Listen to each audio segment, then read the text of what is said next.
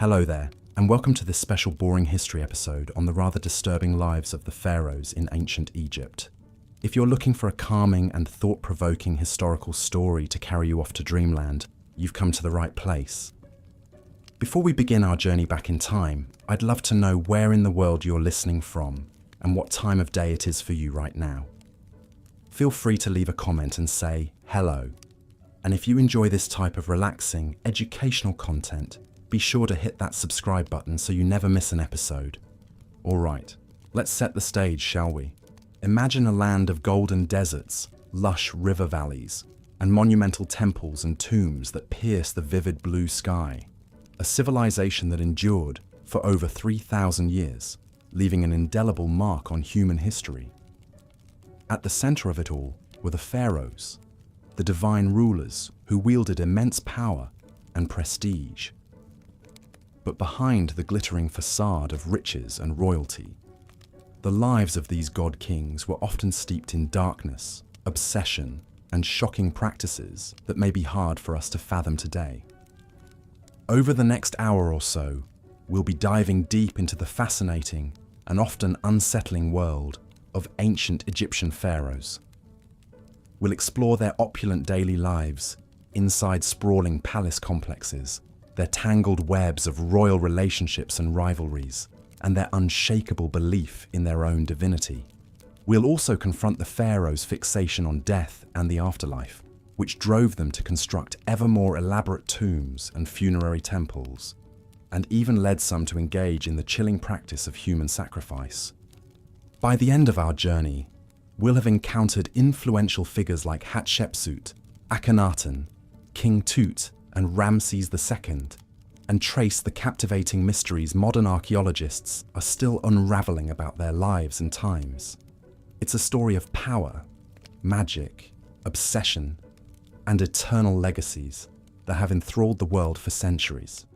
So dim the lights, settle in, and let the intrigues of ancient Egypt softly whisk you away on the wings of history. But before we fully immerse ourselves in the distant past, let's first zoom out and take in ancient Egyptian civilization at its height. Stretching from around 3100 BCE to 30 BCE, ancient Egypt was one of the first and longest-lasting complex societies in human history. The kingdom was born when King Menes unified the disparate tribes of the lush Nile Valley into a single state, taking advantage of the river's fertile floodplains to fuel an agricultural revolution that would be the envy of the ancient world. Over the centuries, Egypt grew into a powerhouse of wealth, culture, and influence, its lands stretching from the Mediterranean Sea to deep into Nubia in the south. The pharaohs presided over a centralized state with a sophisticated bureaucracy, groundbreaking technological advancements like the ox-drawn plough and sailboats, and a rich culture that produced timeless works of art, architecture, and literature. The Egyptians developed one of the world's earliest writing systems in the form of hieroglyphics, as well as a 365-day calendar that tracked the annual flooding of the Nile with uncanny precision. But perhaps their most visible and enduring achievements were the colossal monuments they left behind: the Great Pyramids, sprawling temple complexes, and subterranean tombs hewn into cliffsides. These awe-inspiring feats of engineering served to project the godlike power and prestige of the pharaohs, while also hinting at the depths of their obsession with death and eternity. For the pharaohs, this earthly life was but a prelude to a glorious and well-provisioned immortality, and they would bend immense resources and human capital to securing their share of forever. At the center of this remarkable civilization were the pharaohs themselves, the divine kings who ruled as the living embodiment of the god Horus on earth. The pharaoh was the supreme authority in all matters of state, religion, and war, wielding a level of power and influence that would be almost unimaginable today. He, or in rare cases she, was responsible for maintaining order and balance in the cosmos, placating the gods with rituals and offerings, and ensuring the prosperity and protection of the Egyptian people. But this exalted status came with a dark side as well. As we'll soon discover, the pharaohs were bound by an intricate and often brutal web of rituals, superstitions, and obligations that governed every aspect of their lives and deaths. From the incestuous marriages they contracted to keep the royal bloodline pure, to the servants and pets they took with them into the grave, to the shocking acts of deification and human sacrifice some pharaohs engaged in, the lives of these divine rulers were often steeped in as much darkness as light. So, as we set off to explore the private lives and enduring legacy of some of history's most iconic and influential rulers, brace yourself for a journey into the captivating, beguiling, and at times disturbing world of the pharaohs of ancient Egypt. Let's begin by imagining a day in the life of a pharaoh at the height of the New Kingdom, around 1500 BCE. Dawn breaks gently over the shining limestone walls of the pharaoh's sprawling palace complex at Thebes. The king and his entourage are roused from their sleep by the soft sound of blind musicians serenading the sunrise, as barefoot servants pad silently through torchlit halls, bearing trays of delicacies to break the royal fast. In the palace's colonnaded courtyards, songbirds flit among lush gardens and burbling fountains as tame baboons and lion cubs lounge in the shade. The pharaoh emerges from his bedchamber accompanied by a coterie of body servants who have spent the last hour attending to his elaborate grooming regimen. They've shaved his head and body silky smooth to stave off lice, lined his eyes with striking kohl and green malachite, and anointed his limbs with fragrant oils and perfumes. Gold and electrum gleam at his throat and wrists, while an exquisite crown in the shape of a falcon encircles his brow, a symbol of his divine kinship with the god Horus. Thus arrayed in all his finery, the living god strides forth to begin his packed schedule of daily duties and devotions. First on the agenda is a visit to the palace shrine to make offerings and libations to the chief gods, Re the sun god, Osiris the god of the underworld, and the pharaoh's own deified ancestors. Chanting priests fill the incense-perfumed air with hymns and prayers, as the king prostrates himself before the serene painted gazes of the gods. With his religious obligations discharged, the pharaoh convenes his council to hear petitions, dispense judgments, and consult on affairs of state. Seated on a golden throne, he listens as his vizier reads out the day's business. Boundary disputes to settle, trade agreements to negotiate, construction projects to oversee. Though he solicits advice from his most trusted courtiers, the final word on all matters ultimately rests with him.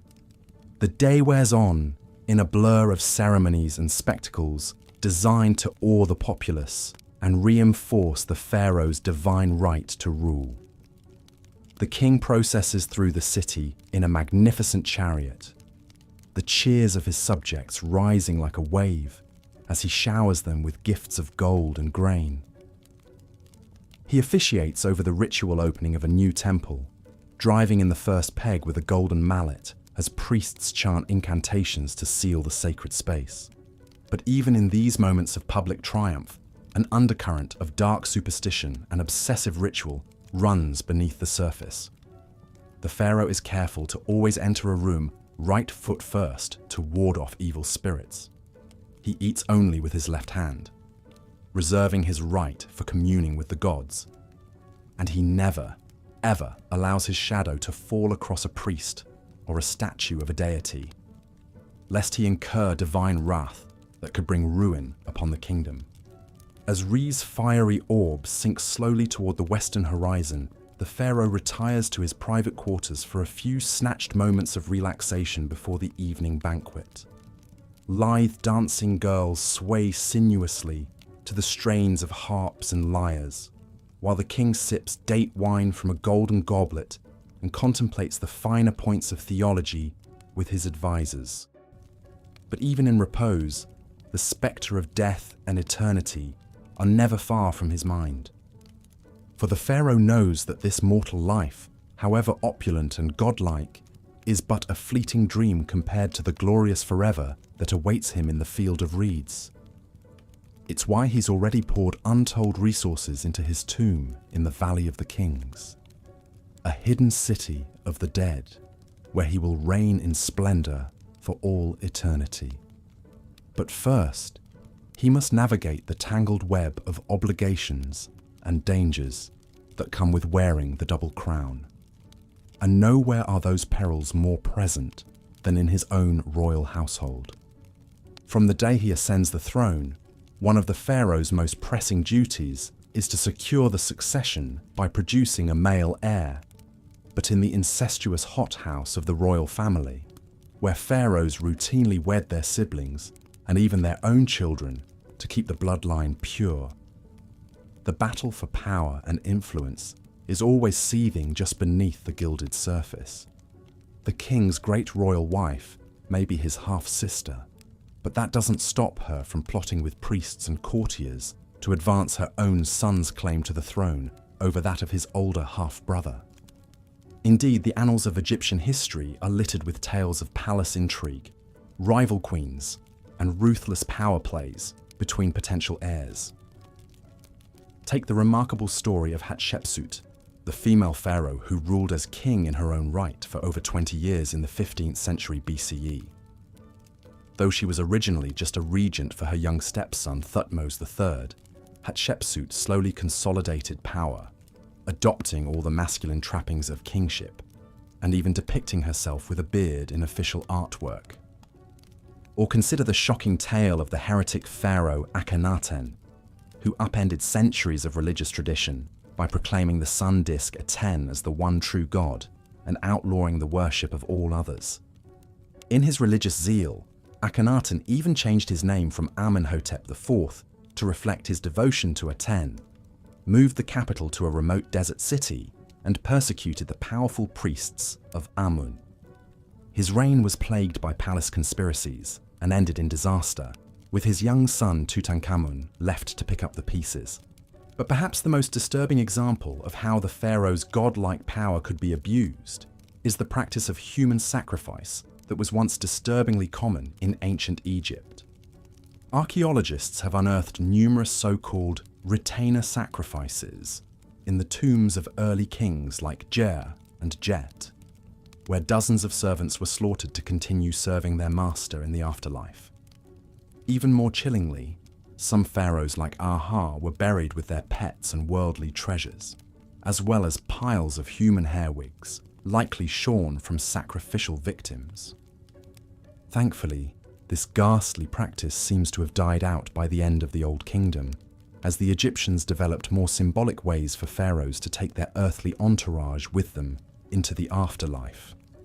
But it remains a dark stain on the otherwise glittering legacy of the pharaohs, a reminder of the unfathomable gulf that separated these divine kings from the teeming masses they ruled over.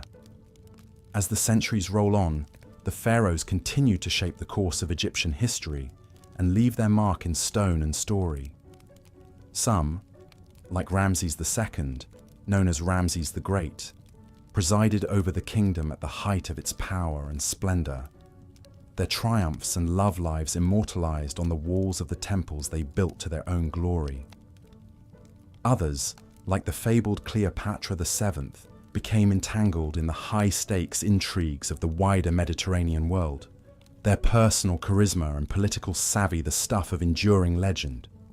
But perhaps no pharaoh has captured the modern imagination quite like the boy King Tutankhamun, whose lavish tomb discovery in 1922 set off a global wave of Tutmania and turned the once obscure ruler into a household name.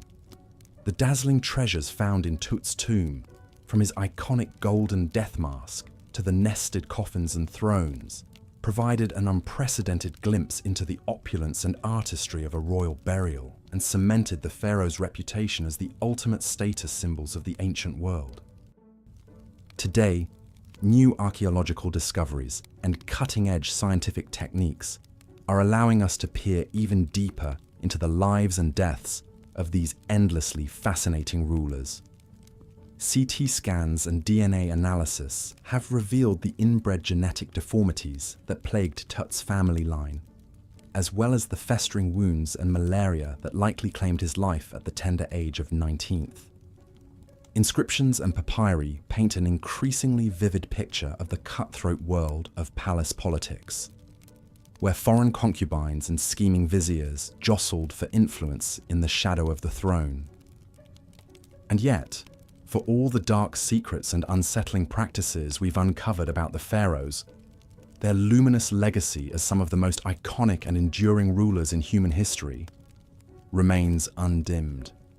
For over 3,000 years, they presided over a civilization of remarkable achievements and innovations, from the mathematical precision of the pyramids to the medical know-how of the world's first brain surgery.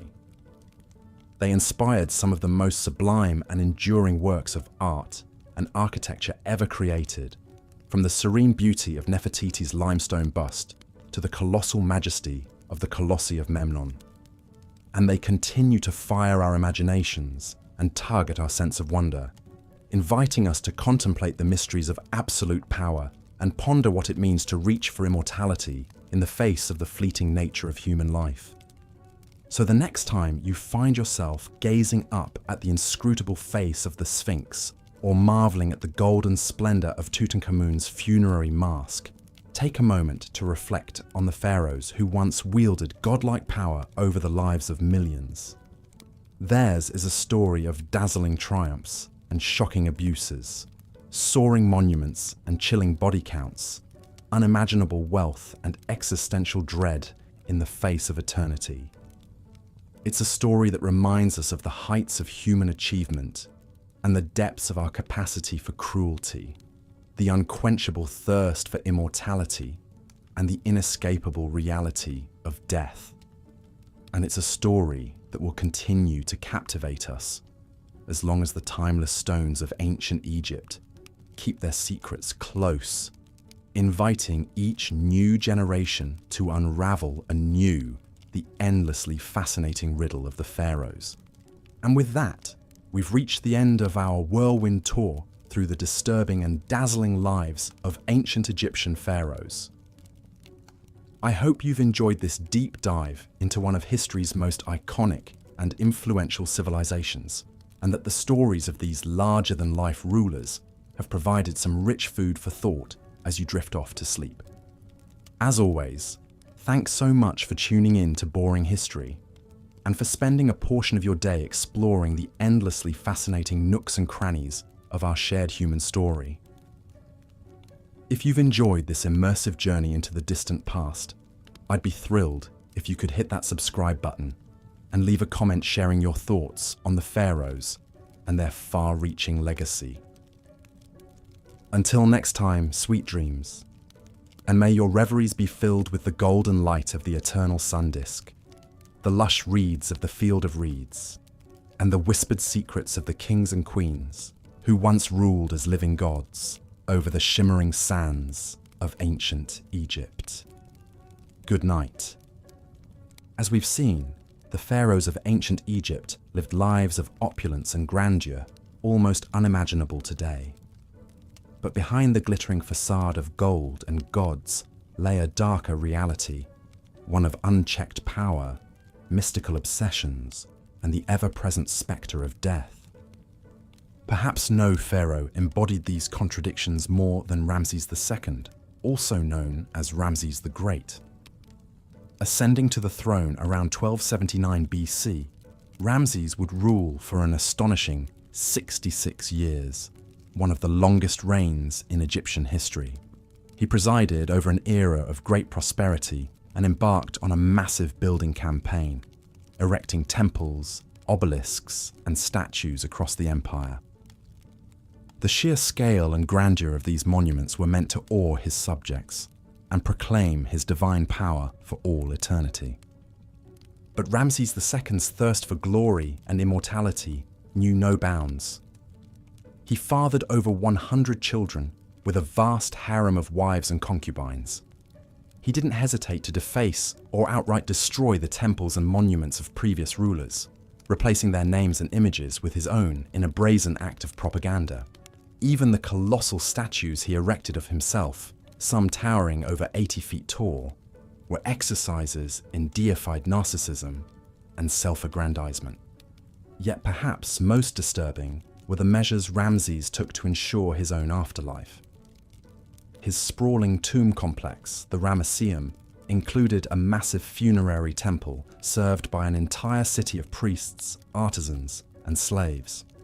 Ramses spared no expense furnishing his eternal resting place, packing it with unimaginable treasures, golden chariots, exquisite furniture, intricately carved alabaster vessels.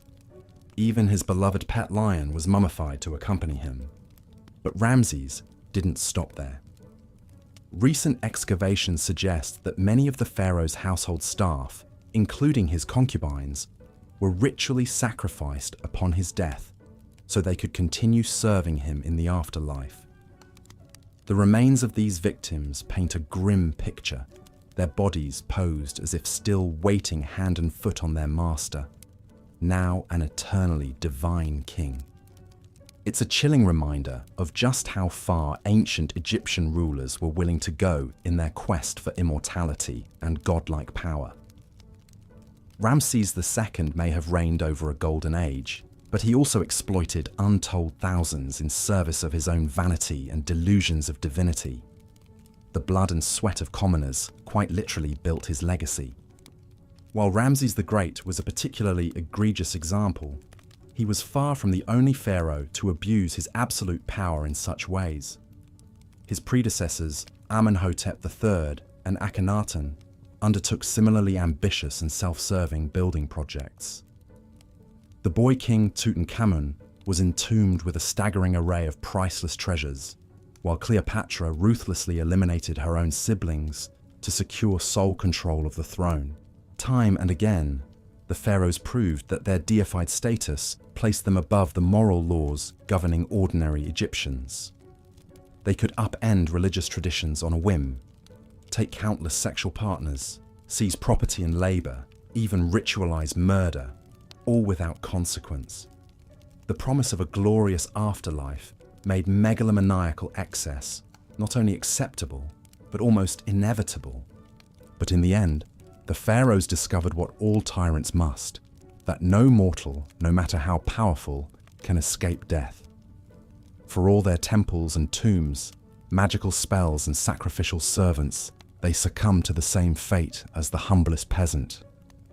Their mummified bodies and worldly possessions gathered dust in the darkness, while their empire declined and their gods were forgotten.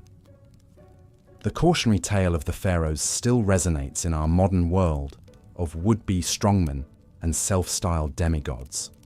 Those who believe themselves above the common bonds of morality and mortality would do well to remember how the mightiest rulers of ancient Egypt met their ignominious ends. For the great leveler comes for kings and commoners alike. A humbling lesson, 3,000 years in the making. As we close this chapter on the disturbing lives of ancient Egypt's god-kings, one can't help but marvel at all that's been lost to the devouring sands of time. We may have unearthed their treasures and unraveled some of their secrets. But so much remains unknown about this captivating civilization that built wonders and banished moral constraints. Perhaps, as archaeologists chip away at the layers of history, we'll come to an even clearer understanding of the shadows behind the pharaoh's dazzling reign. A deeper knowledge of what drove these divine rulers to such heights of power and depths of depraved self-obsession. Until then, they'll continue to haunt our imaginations, spectacular, sphinx-like, cloaked in gold and mystery. We can only guess at what other chilling revelations lie buried in the Valley of the Kings, waiting to see the light of day once more. Tales of tyrants and god-kings, faded to dust and etched in eternity. A reminder that even the grandest of empires and most glorified of rulers can't escape time's inexorable march. So, as we drift off to sleep, our heads filled with gilded sarcophagi and whispering spirits. Let's ponder the enduring allure of these ancient royals who held the power of life and death, heaven and earth, in their manicured hands, and be thankful perhaps that their like will never walk among us again, divine, decadent, and undone by their own towering egos. The next morning would see the pharaoh embark on his daily routine of religious duties and governing. He would first bathe in a sacred pool or be cleansed with holy water by priests, a ritual believed to purify both body and spirit. The pharaoh was then dressed in the finest linens, adorned with regal symbols like the double crown, scepter, and crook. Each item held deep meaning, the crook representing his role as shepherd of his people, the flail his authority to punish enemies of Egypt. But even these mundane morning tasks were imbued with layers of spiritual significance. Every movement was like a carefully choreographed dance, governed by the strict rules of Ma'at, the cosmic order that held the universe together. To deviate even slightly from these divine protocols was to court chaos and risk the god's wrath. It was a heavy existential burden to bear, but one seen as absolutely essential for a living god. Once attired in his divine regalia, the pharaoh would emerge from the palace to begin his packed schedule. Often first up was a visit to the temple to make offerings to the gods and perform vital rituals. As the high priest of every temple, his role was to gratify the gods and secure their continued blessings for Egypt. He would deliver offerings, recite sacred spells, and burn incense to the cult statues in the temple sanctuary. No matter how tedious, each rite had to be performed with perfect precision, like maintaining a cosmic engine. Even the subtlest mistake could have catastrophic consequences. The famous pyramid texts, carved on the walls of royal tombs, were essentially a script for the pharaoh to follow in the afterlife, guiding him through the trials to reach the blessed field of reeds. One can only imagine the intense pressure and anxiety of having to execute the rituals flawlessly, with the highest stakes imaginable riding on them. With his religious duties complete, the pharaoh would turn to the business of governing Egypt. He would meet with his most trusted advisors, viziers who acted as his eyes and ears throughout the land. They delivered reports on the political situation in Egypt and its diplomatic ties with rivals like the Nubians, Hittites, and Mesopotamians. The pharaoh would hear petitions from his people and pronounce his judgments according to Ma'at. Although the viziers oversaw the vast state bureaucracy on a day-to-day basis, the pharaoh had the final say on all matters and was expected to uphold justice. Governing a massive state was challenging enough, but the pharaoh's absolute power created its own disturbing incentives. With no real check on his whims, a pharaoh could easily succumb to corruption or tyranny if he wished. Some pharaohs imposed brutal taxes and forced labor on their subjects to build their own lavish monuments. Others grew paranoid and resorted to ruthless purges of anyone they perceived as a threat. The Ptolemaic pharaoh Ptolemy IV had his own mother and brother murdered to eliminate potential rivals to the throne. With ultimate power over life and death, even the bonds of family could turn deadly. But the pharaoh's day wasn't all blood and toil. He was also entitled to enjoy the finest earthly pleasures and leisure pursuits. He might go on a hunting expedition in the desert, firing arrows from his war chariot at fleeing lions and gazelles. The hunt was seen as a metaphor for the pharaoh's triumph over the forces of chaos that constantly threatened Egypt. A successful hunt proved his vitality and warrior prowess.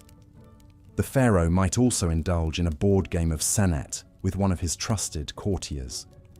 Senet was hugely popular among the Egyptian elite and even took on spiritual dimensions. Some believed the game mimicked the soul's journey through the Duat underworld, with the final squares representing the gates of the afterlife. Here again, the lines between earthly recreation and cosmic symbolism were always blurred.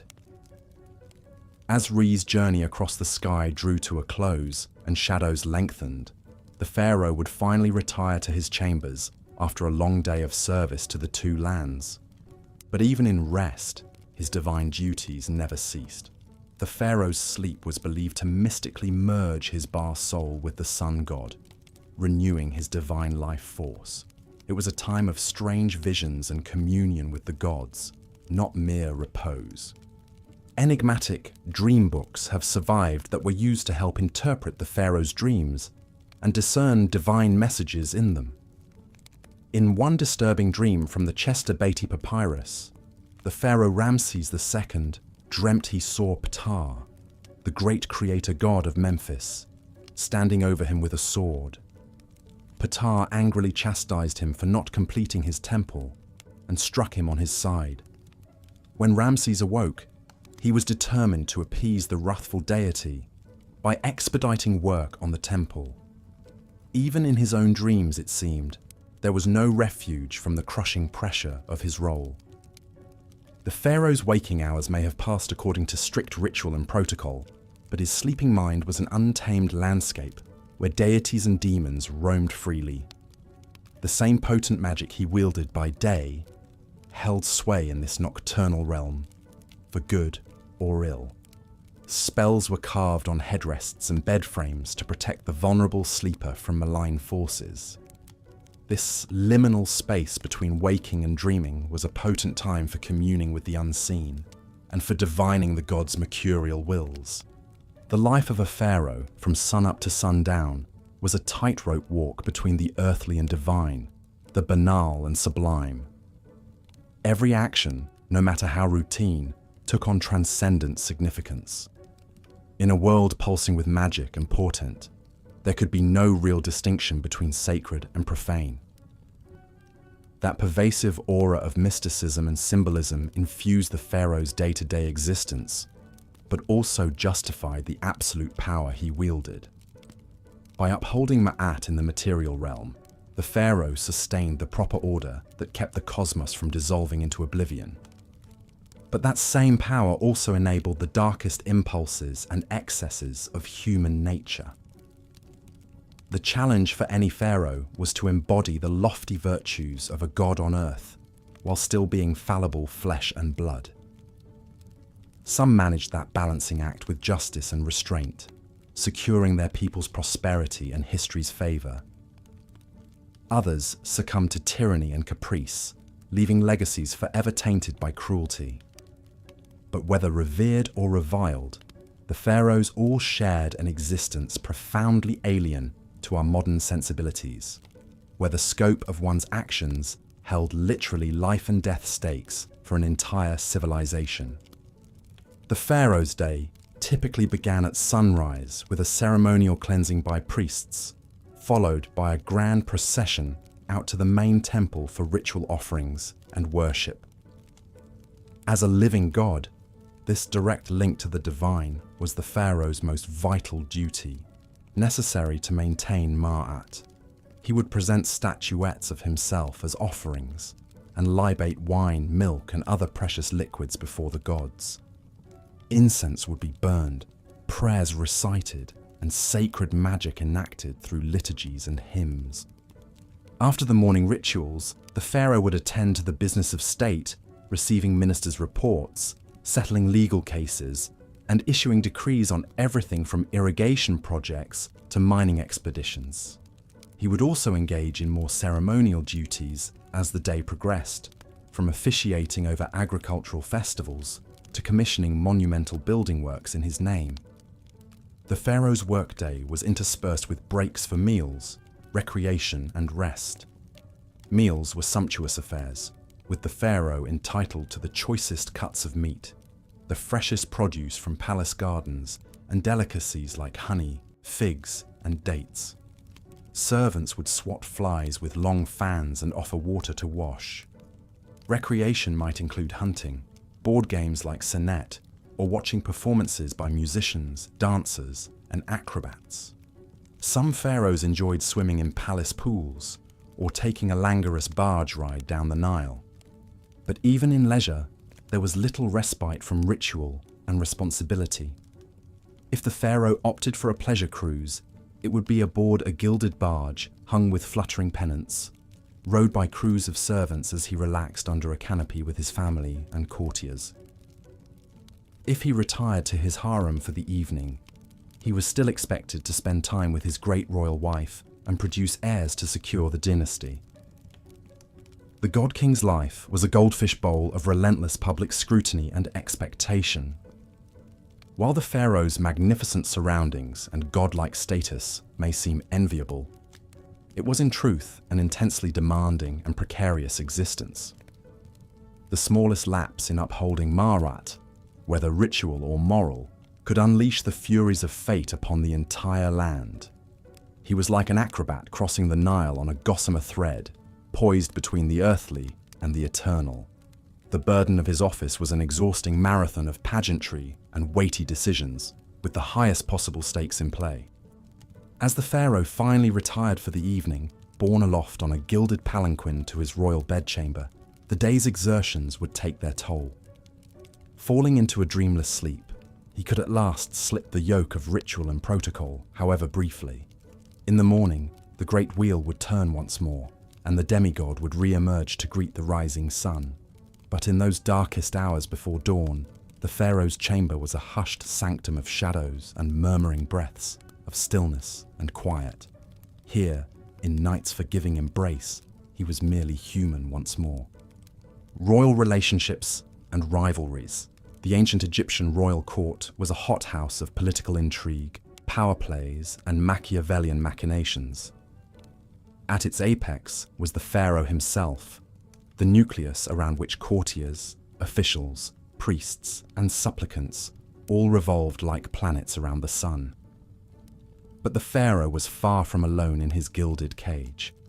From incestuous marriages to murderous feuds, the intimate relationships and seething rivalries of the royal household were an eternal wellspring of drama to rival any soap opera. The women who surrounded the pharaoh were some of the most influential and intriguing figures in the palace. Foremost among them was the great royal wife, the queen who was meant to be the pharaoh's favorite consort and chief partner in ruling Egypt. Many queens wielded substantial power in their own right, with some like Nefertiti and Hatshepsut even eclipsing their husband's authority. Nefertiti, the legendary beauty and great royal wife of the oddball pharaoh Akhenaten, may have reigned as a full-fledged co-ruler beside him during the height of the Amarna period's religious upheaval. She vanished mysteriously from the record in Akhenaten's final years, but some tantalizing clues hint that she may have even succeeded him as the shrouded pharaoh Smenkhkare. The jury's still out on that enigma. Hatshepsut's unprecedented power play was even more dramatic. As the royal daughter, wife, and mother of kings, Hatshepsut was uniquely poised to make her move when her young stepson Thutmose III inherited the throne. First serving as his regent, Hatshepsut soon assumed the full titles and regalia of a king in her own right, dropping the feminine endings from her royal name. For over 2 decades, Egypt had a female pharaoh in all but anatomy, dominating a time of immense prosperity and monumental building. Only after her death did Thutmose III emerge from the shadow of his formidable stepmother. But being the pharaoh's chief wife and queen was no guarantee of an easy life. In a polygamous palace, the queen always had to stay on her toes to maintain her influence and guard against rivals. One of the most infamous examples was the bitter war between Ramses II's chief queen Nefertari and the secondary wife Isetnofret, mother of the heir apparent. Court gossip gleefully chronicled how the two powerful women schemed ceaselessly against each other, using everything from lavish banquets to slanderous graffiti to sway the pharaoh's favor. The stakes in this Game of Thrones were immensely high, as queens vied to secure the succession for their own sons. Isetnofret ultimately triumphed, living to see her son Meneptah take the throne, but only after decades of cutthroat intrigue. Such vicious rivalries between a pharaoh's wives were par for the palace course. Incest was another queasy quirk of royal marriages, seen as essential to safeguarding the sacred bloodline. Pharaohs often married their sisters, daughters, and even mothers in an attempt to keep the royal lineage as pure as possible. The Greek Ptolemaic dynasty took this to extremes, with the family tree knotting back on itself in a snarled tangle of repeated incestuous unions. Cleopatra VII, the most famous Ptolemy of all, was actually the product of at least 3 generations of uninterrupted brother-sister marriages. Her family seemed to be competing to rack up the most convoluted incestuous relationships, with uncle-niece and even double-sibling matches thrown in for good measure. Ironically, all this incestuous inbreeding may have produced the genetic quirks and mental instability that ultimately doomed the dynasty. But incest in the royal family wasn't just a Ptolemaic phenomenon. It was an age-old custom dating back to the mythical origins of Egyptian kingship itself. The pharaoh was seen as the earthly embodiment of Horus, the divine son of Osiris and Isis, a brother-sister pair who also happened to be husband and wife. By emulating the gods' incestuous marriage, the pharaoh was upholding the cosmic order and literally following in the footsteps of the gods. Of course, such sibling marriages must have taken a heavy toll, both psychologically and genetically. The famous Tutankhamun was the sickly, short-lived product of an incestuous match between Akhenaten and his sister. His congenitally deformed foot and cleft palate point to the deleterious effects of inbreeding. But to the ancient Egyptians, purity of blood was far more important than genetic diversity. Incest was therefore not a taboo, but a sacred tradition. If rivalries between wives were vicious, those between potential heirs could be downright murderous. Primogeniture was not a hard and fast rule in ancient Egypt, meaning that any son or even daughter of the pharaoh could potentially make a play for the throne. This often led to cutthroat power struggles and grim succession crises as rival princes schemed to eliminate their competitors. One notorious example was Amenemhat I, the founder of the powerful 12th dynasty. An advisor to the previous king, Amenemhat launched a successful coup and had himself crowned as the new pharaoh. But his reign was plagued by constant conspiracies and assassination attempts, as rival factions jockeyed for power. His own harem even launched a shadowy plot against his life, creeping into the royal bedchamber with daggers drawn. Amenemhat only survived by the intervention of his loyal guards, fighting them off nearly naked. So shaken was Amenemhat by his brush with death that he took the unprecedented step of crowning his son, Senusret I, as co-pharaoh during his own lifetime. By securing the succession early, Amenemhat aimed to stave off further intrigues and smooth the transfer of power. Realpolitik trumped tradition. Amenemhat's instructions to his son, a treatise on effective kingship, reflect his embattled cynicism. Be on your guard against all subordinates because you cannot be sure who is plotting against you. Perhaps the ultimate example of a royal rivalry turned deadly was the grim fall of Ramses III, the last great pharaoh of the New Kingdom. Court records paint a sordid picture of a geriatric pharaoh with a harem of hundreds, riven by factionalism as rival wives schemed to put their sons on the throne. One wife, Tiye, hatched an audacious plot to assassinate Ramses and crown her son Pentuer in a coup. The conspiracy was uncovered at the 11th hour, but not before a bloody skirmish between guards loyal to Tiye and those protecting the pharaoh. In the end, Ramses' own throat was slit, likely by an assassin who wormed his way into the royal harem. The king lingered just long enough to appoint his designated heir and round up the ringleaders of the failed coup. In a grisly epilogue, the chief conspirators were forced to commit suicide, while the hapless Pentuer was brutally executed and denied proper burial. Even in death, royal rivalries refused to rest. Such ruthless intrigues and lethal power plays were all too common in the pharaoh's court, where the knives were perpetually out. Trust and loyalty were luxuries few could afford, with even family members potential enemies vying for position.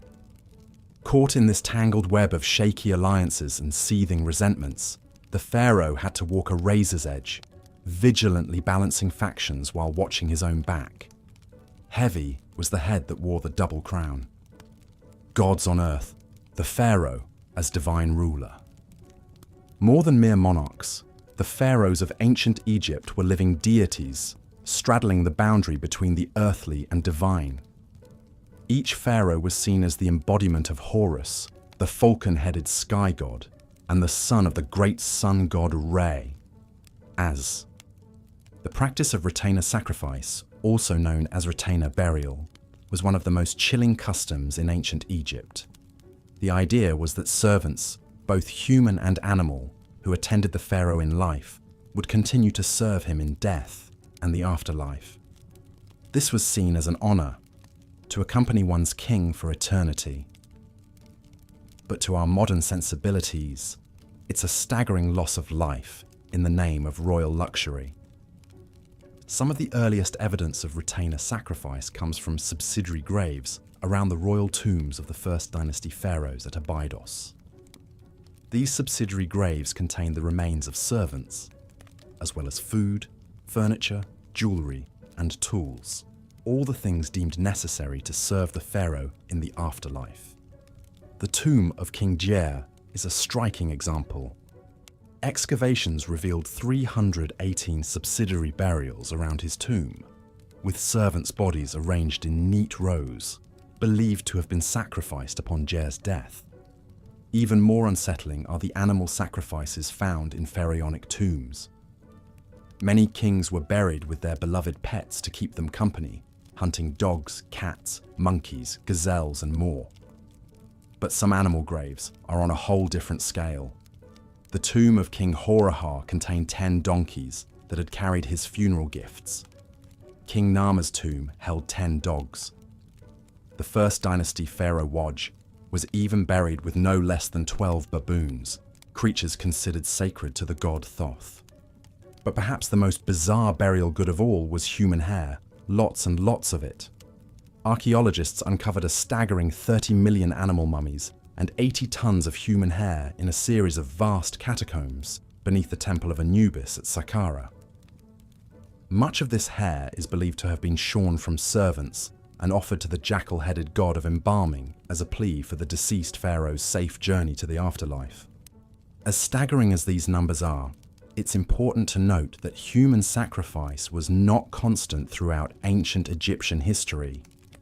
It seems to have been practiced only in the early dynastic period, phasing out as mummification and more symbolic burial goods took precedence.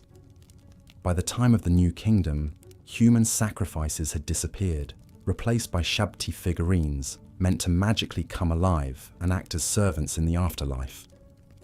Still, those early royal tombs with their grim galleries of subsidiary burials leave a lasting and haunting impression. They speak to the absolute power of the pharaohs and the value placed on their post-mortem comfort above all else. Even in death, the pharaohs commanded the living. Their sacred status meant their journey to the afterlife was all that mattered, no matter how many had to die to ensure it. This is perhaps best summed up by the inscription on the tomb of the 6th dynasty courtier, Reni the Elder. He proudly describes his role in building the royal tomb, saying, "His Majesty sent me to Ebet to bring the sarcophagus with its lid, and the costly, august pyramidion for the pyramid called Mernera Shines and is Beautiful of the Queen.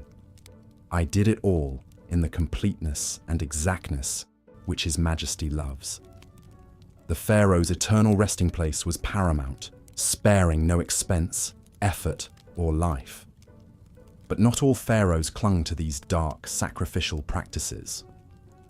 The reign of Akhenaten, the controversial king who upended Egyptian religion by worshipping only the sun disk Aten, is notable for its lack of evidence of human sacrifice. Akhenaten moved the capital to a new city, Akhetaten, known today as Amarna. Here he built a royal tomb with no subsidiary graves, perhaps signaling a shift in funerary customs to match his religious reforms. However, Akhenaten's changes were short-lived. After his death, his son Tutankhamun and successors returned to the old gods and traditional practices. Tut's own famous tomb, discovered in 1922, was stocked with all the traditional grave goods and mummified remains of his several stillborn daughters. Though not sacrificed in the old way, these children still accompanied him to the afterlife as eternal reminders of his divine blood. And so, even as human sacrifice waned, the pharaonic obsession with the afterlife never did. The mummification process grew ever more elaborate, with pharaohs like Seti the Firm and Ramesses II going to their eternal rest in multi-room, hidden tombs filled with every earthly treasure. They were still meant to live forever as gods among the gods, even if their retinue of ghostly servants was now rendered in wood, clay, and stone, rather than flesh and blood. This enduring belief in the pharaoh's divinity, in earthly eternity attained, is perhaps their most lasting legacy. Long after their tombs were looted and bodies scattered, the pharaohs are still with us, resurrected in our history books and museum galleries. We still speak their names: Khufu, Nefertiti, Hatshepsut, Tutankhamun, and marvel at their monuments. They built for eternity, and in many ways they achieved it, though not as they might have imagined. For the pharaohs, eternal life was a given, a birthright of their divine status. For their subjects, the afterlife had to be earned through service, both in this life and the next. This fundamental divide, the chasm between the god-kings and the rest of humanity, is what makes their world at once so dazzling and so alien to our eyes. It was a world where one person, by accident of birth, could command the living and the dead, move mountains and rivers, and shape the very landscape of eternity. That was the power and the burden of the pharaohs, the sons of ancient Egypt, who lived, ruled, and died as gods on earth. And yet, for all their power and splendor, the pharaohs were still mortal men and women. They suffered from the same human frailties: disease, injury, family drama, political intrigue. They just did so on a much grander scale, befitting their exalted status. This is perhaps what makes them so endlessly fascinating, so ripe for continual study and speculation. They were larger than life, but still life-sized. Untouchable gods, but still flesh and blood. In the end, maybe this is what draws us back again and again to the lives of the pharaohs. They built the pyramids and great sphinx, grand temples and hidden tombs, but they also loved their children, mourned their dead, and hoped for eternity. They were both extraordinarily powerful and extraordinarily human. And that, more than any monument or mummy, is their most enduring legacy. The reminder that even the most exalted among us are still one of us. Even a pharaoh, beneath the crowns and finery, the incense smoke and chanting priests, was still a person making their way in the world, looking ahead to the next. The ancient Egyptians believed that to speak the name of the dead was to make them live again. Perhaps then, we are all part of the pharaoh's afterlife, every time we tell their stories, ponder their lives, and marvel at their works. They built their tombs and pyramids to last till the end of time, and in doing so, they built themselves into the very bedrock of our history. The pharaohs may be gone, but they are not forgotten. They live on in our collective memory, as real and vivid as the paint on their tomb walls. And so we keep them, and their extraordinary, disturbing, dazzling world, alive, now and for all eternity. And so we lay the pharaohs to rest as they were laid to rest so long ago, with reverence, with wonder, and with the whisper of their names echoing down through the ages. Sleep well, god kings and queens of the Nile. May your car endure your bar take flight, and your stories be told for all time. And thank you, dear listener, for accompanying us on this journey into the distant past. May the peace of the pharaohs be with you, and may your dreams be as sweet as the lotus blossoms on the Nile. Good night. The immense power and influence wielded by the ancient Egyptian pharaohs is truly mind-boggling to contemplate, even thousands of years later. As both divine figures and absolute monarchs, these god-kings lived lives of luxury and excess that would be unimaginable to the average person. But hand in hand with their privileged status came a darker side, one full of deadly intrigues, power-hungry machinations, and disturbing practices that reveal the heavy burden and often twisted realities of sitting on the throne of Egypt. It was a gilded cage in many ways. Take, for example, the pharaoh's daily routine. While it may have been filled with the finest foods, servants attending to every whim, and leisurely pursuits like hunting, boating, and board games, it was also rigidly prescribed by religious duties and superstitious rituals. Every aspect was governed by a desire to maintain Mat, the proper order of the universe. So a pharaoh couldn't simply wake up and do as he pleased. There were temple rites to perform, offerings to make, and a pantheon of gods to appease. The Egyptians believed that the pharaoh had to carry out these rituals in order for the cycles of nature, like the life-giving Nile floods, to continue. That's a heavy responsibility to bear. Even the pharaoh's personal grooming was laden with meaning. Washing in sacred water from the Nile, shaving their heads and donning copious amounts of perfume, makeup and jewelry wasn't just about vanity. It was a way of setting themselves apart, of embodying the divine on earth. And it didn't stop at appearances. Practically every minute of a pharaoh's day was scheduled and accounted for, from petitions and offerings in the morning to touring building projects and consulting with advisors in the afternoon. Even their moments of rest and leisure in the evening were shaped by tradition and the need to be seen as more than human.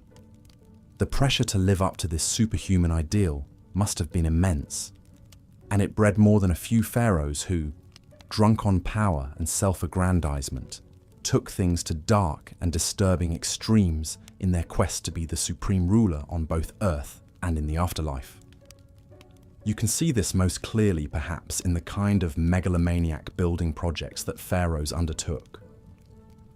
Not content with your average tomb or memorial temple, some commanded their subjects to toil for decades on massive, glorious monuments to themselves. The Great Pyramid of Giza, one of the 7 wonders of the ancient world, is a perfect example. This was commissioned by the pharaoh Khufu around 2550 BC. Standing over 480 feet tall and comprised of over 2 million limestone blocks, it was the tallest man-made structure in the world for almost 4,000 years. The logistics and labor that went into building Khufu's pyramid are staggering to contemplate. Stones weighing an average of over 2 tons had to be quarried, transported, and assembled with absolute precision using only primitive copper chisels, bronze saws, wooden rollers and sleds, ramps, levers, and pulleys. Experts estimate it took over 20,000 workers and as long as 27 years to complete. And for what? All to house the corpse of one man and ensure his safe passage to the afterlife. It's an astounding, and some would say appalling, display of power and self-aggrandizement. Not to mention that life was incredibly harsh for the armies of workers who built pyramids like Khufu's. They may not have been slaves, as popular lore often suggests, but the back-breaking work took a serious toll. Scans of skeletal remains from the workers' cemetery show high rates of arthritis, injuries, and stress. Pyramid building eventually fell out of favor, perhaps becoming too costly and time-consuming even for the pharaohs. But the rich and powerful still found other ways to flaunt their wealth in the face of death. Take King Tutankhamun, the famed boy king who ruled in the 14th century BC. While he died young and had a relatively short reign, His golden death mask and opulent grave goods have become enduring symbols of ancient Egypt's wealth and splendor. When Howard Carter unsealed King Tut's small tomb in 1922, he found room after room stuffed to the brim with a dazzling array of over 5,000 priceless objects. Golden shrines, jewel-encrusted chests, intricately carved furniture, chariots, clothes, perfumes, and even food and wine to sustain Tut in the afterlife. The sensational discovery ignited a wave of Tutmania around the world and introduced millions to the glories of ancient Egypt. But it also highlights the phenomenal excess enjoyed by the pharaohs, even the minor ones like Tutankhamun. Some rulers took it even further, burying loyal subjects with them to serve them in death as they had in life. This is a practice known as retainer sacrifice, and evidence for it has been found in some of the earliest royal tombs, going back to the first dynasty, around 3000 BC. In tombs at the royal burial ground of Abydos, archaeologists discovered the remains of court officials, servants, and even dogs arrayed around the pharaoh's sarcophagus and subsidiary graves. It seems these unlucky attendants were sacrificed to continue their duties in the afterlife, a disturbing reflection of how much the pharaoh's power extended beyond the grave. Thankfully, this practice seems to have largely died out by the Old Kingdom period, but the fact that it was ever condoned at all is a chilling reminder of the absolute godlike power ancient Egyptians invested in their kings. Even as mummification techniques became more and more refined, and the fabled Valley of the Kings filled with hidden tombs, the gulf between the pharaoh's eternal comfort and the lot of the average Egyptian couldn't have been starker. While the royals enjoyed gold, jewels, and linen wrappings in the afterlife, most people had to make do with a simple pit grave and a few humble trinkets, if that. The inequality was so stark, it's little wonder that tomb robbing became a constant scourge for Egyptian elites. Still, the promise of eternal life, however luxurious, was one that even the pharaohs couldn't always count on, as the fates of some of the most famous rulers attest. Take Ramses II, widely regarded as the greatest and most powerful pharaoh of the New Kingdom. His reign, which lasted an astonishing 66 years, from 1279 to 1213 BC, marked the peak of ancient Egypt's imperial power and prosperity. Ramses II, or Ramses the Great as he's often known, was a military leader who expanded Egypt's reach in Nubia, Libya, and the Levant. He was also a prolific builder who erected many grand temples, statues, and monuments. But for all his glory in life, Ramses II didn't exactly get the restful and dignified eternity he probably expected.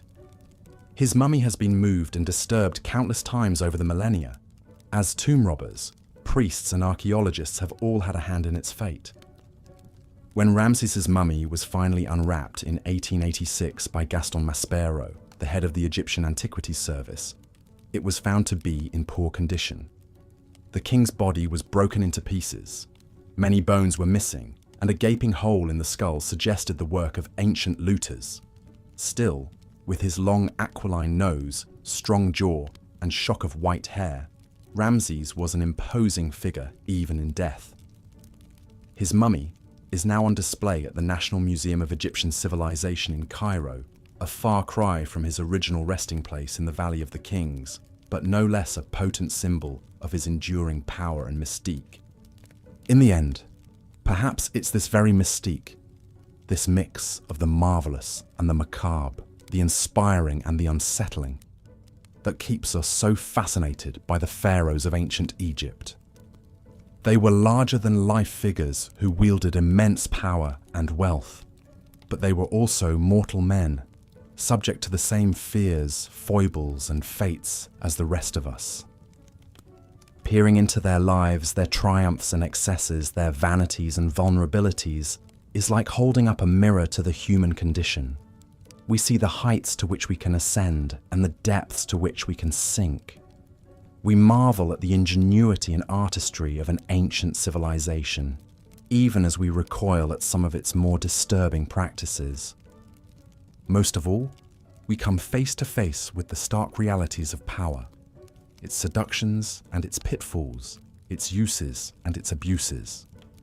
The pharaohs may have ruled as gods on earth, but they were also prisoners of a system that demanded constant displays of strength, piety, and conspicuous consumption.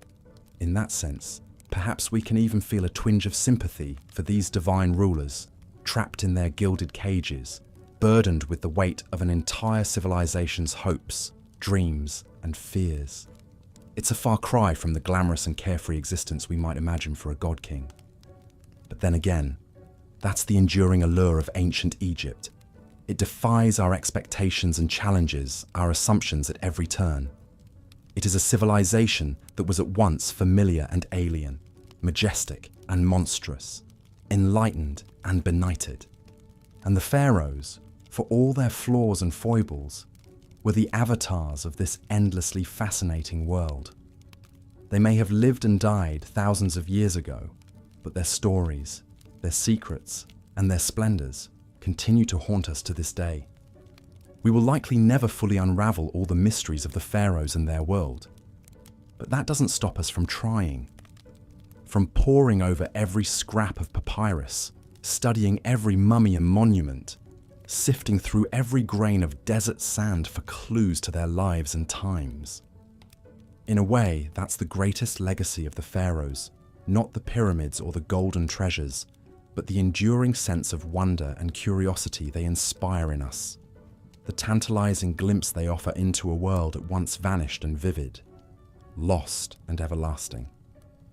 So perhaps the real question is not what we can learn from the pharaohs, but what we can learn about ourselves in our endless fascination with them.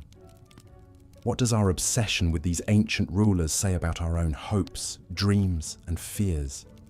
What does it reveal about our relationship to power, to death, to the eternal mysteries of the human heart? These are questions that may never have definitive answers, but they are worth pondering nonetheless, just as the pharaohs themselves continue to beguile and bewilder us, inviting us to explore ever deeper the labyrinthine recesses of their world and our own. And so, the story of the pharaohs endures, as it has for millennia, a tale of power and pathos, of glory and despair, of the eternal dance between light and shadow that defines the human condition. It is a story that will continue to be told and retold, as long as there are those who seek to peer behind the veil of history and glimpse the faces of those who once ruled as gods among men.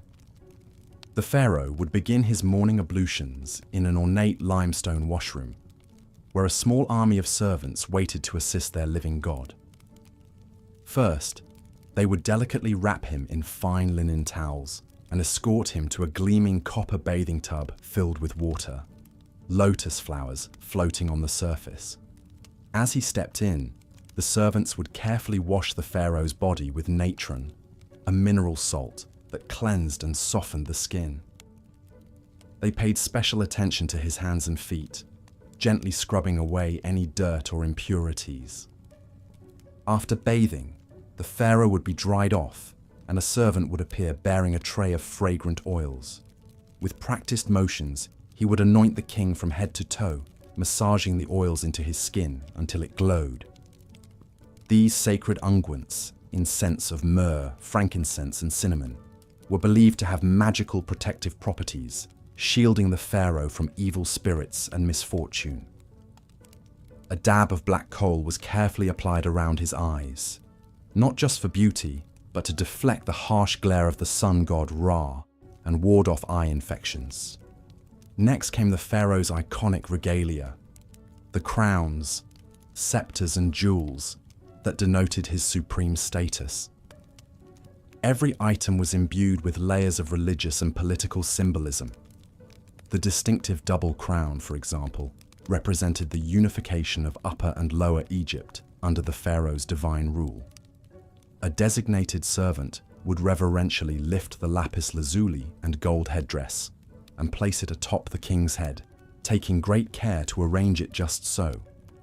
Then would come the crook and flail, implements of kingship often depicted crossed over the pharaoh's chest in art and sculpture. The crook symbolized his role as shepherd of his people, while the flail represented his ability to mete out punishment to enemies of the state. Once adorned, the pharaoh would emerge from his chambers to greet the day, a glittering vision inspiring both reverence and terror.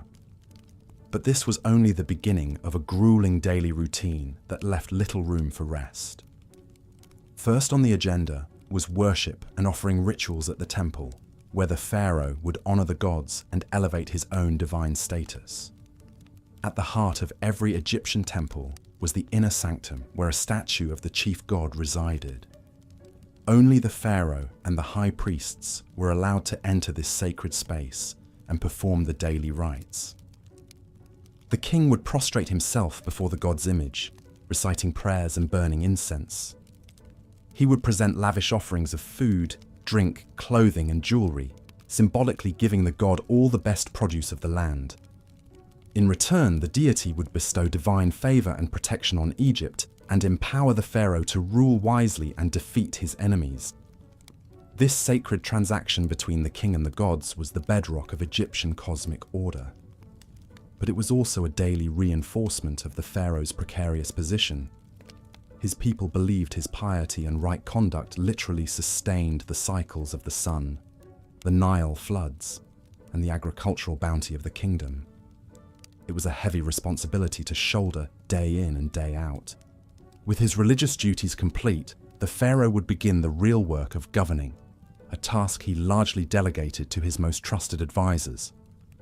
The pharaoh's prime minister, known as the vizier, oversaw the sprawling administrative apparatus that kept the kingdom running smoothly. A huge bureaucracy of scribes, tax collectors, and local officials managed everything from recording the Nile flood levels and grain harvests to dispensing justice in the courts. But the pharaoh was expected to take an active role in decision-making on key issues like diplomacy, trade, and monumental building projects. He would consult with his advisors in an audience chamber, seated on a golden throne flanked by statues of the falcon god Horus and the cobra goddess Wadjet. Painted on the walls around him were scenes of the pharaoh smiting foreign enemies and offering to the gods, potent reminders of his larger-than-life duties. Seated at his feet on a dais would be his great royal wife, the queen who bore the next heir to the throne. The vizier and other courtiers would bow low before the royal couple, hands raised in supplication, awaiting their orders. Messengers and petitioners would be ushered in to deliver reports on the state of the kingdom or beg boons from the pharaoh. There might be disturbing news of a military skirmish at the border requiring the king to marshal his armies, or a request to send aid to a region facing drought and famine. Diplomats from foreign lands would present tribute and tokens of respect in exchange for trade concessions and treaties. The pharaoh would hear each matter in turn, consulting with his advisors and rendering judgments with an authority that could not be questioned.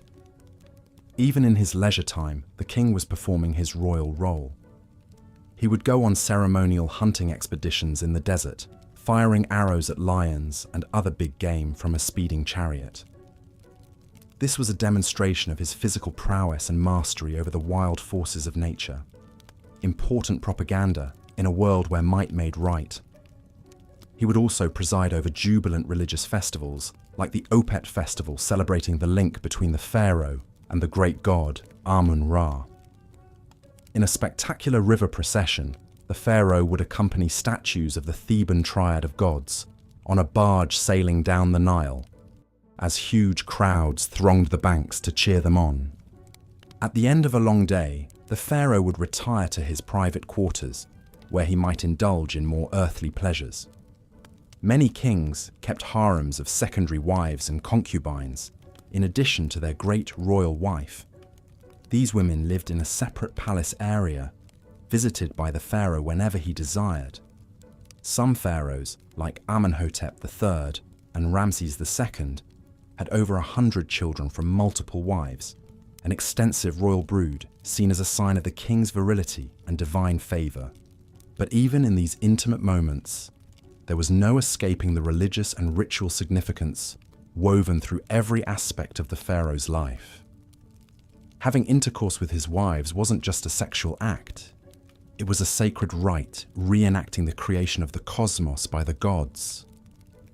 The pharaoh was expected to perform in the bedroom just as he did on the throne and the battlefield. And the women who shared his bed, while pampered and privileged, also faced intense pressure to produce royal heirs, preferably sons.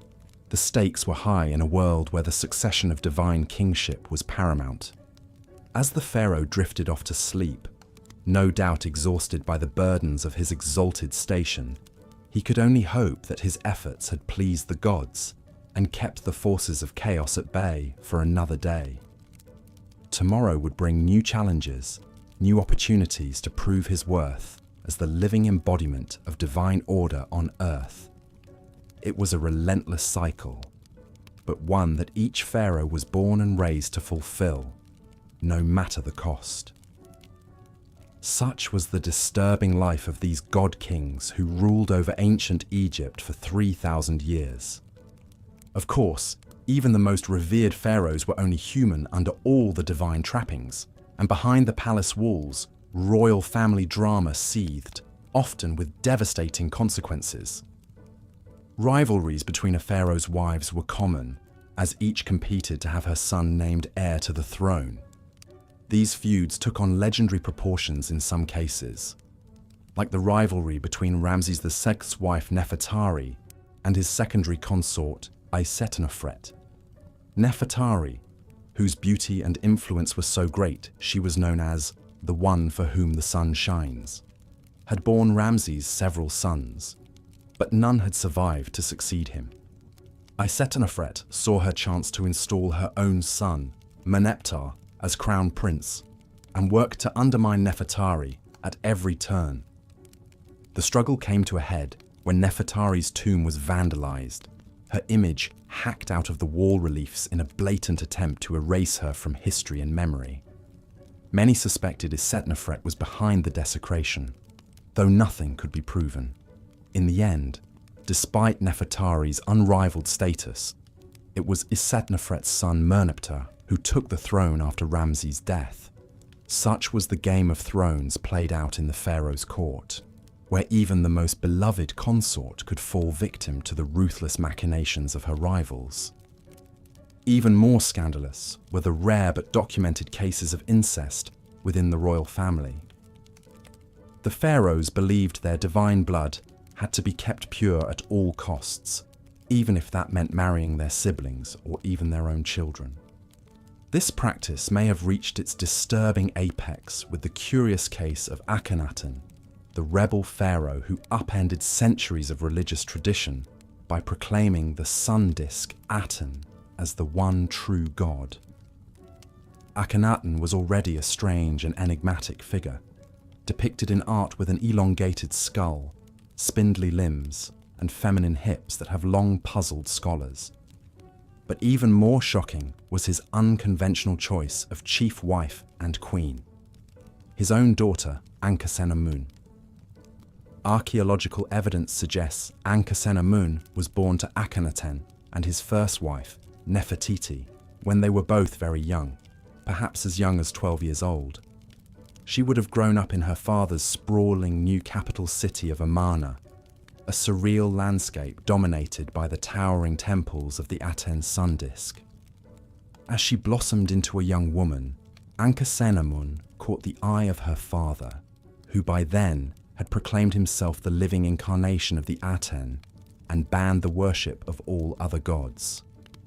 In a move that must have scandalized the court, Akhenaten took his teenage daughter as his great royal wife, the pharaoh's consort who would rule by his side and bear his children. The union was immortalized in a series of intimate portraits carved into Amarna's limestone cliffs, showing the couple locked in romantic embraces, their bodies intertwined. These scenes, almost pornographic by ancient Egyptian standards, suggest an erotic charge to the relationship that went beyond mere dynastic calculation. What Ankhesenamun herself thought of her fate, we can only imagine.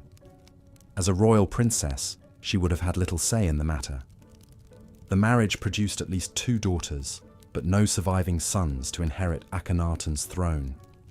When the heretic pharaoh died after a 17-year reign, the Amarna experiment died with him. The old gods were restored, his capital abandoned, and his name erased from the king lists. The young widow Ankhesenamun vanished from the record.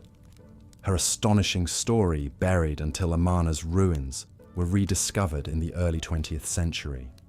She has since become an object of fascination and speculation for historians, a symbol of the disturbing lengths to which some pharaohs would go to protect their godly bloodlines. Such was the strange and secretive world of the pharaoh's royal family, a hothouse of intrigue and power struggles played out against the backdrop of divine kingship. The pharaoh may have been worshipped as a god on earth, but he was also a man with all too human appetites and frailties, and those closest to him, the women and children of his household, often paid the highest price for their proximity to power.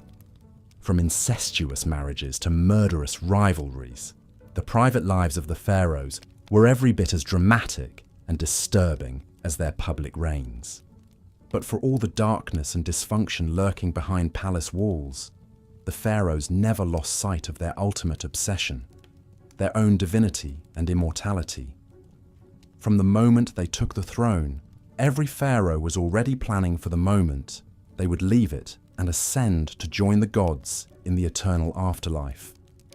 And no pharaoh undertook this quest for immortality more assiduously or on a grander scale than the builder of the Great Pyramid of Giza, the legendary Khufu. Ruling in the 4th dynasty of the Old Kingdom around 2550 BCE, Khufu was the son of the pharaoh Sneferu, who had pioneered pyramid building with his innovative bent and red pyramids. But Khufu was determined to outdo his father and erect a monument that would stand the test of eternity. The result was the Great Pyramid, a towering edifice of 2.3 million limestone blocks, rising 481 feet into the desert sky. Even today, it remains the largest single building ever constructed by human hands, a testament to one man's monumental ego and the extraordinary lengths he would go to achieve immortality. The Great Pyramid was more than just a tomb.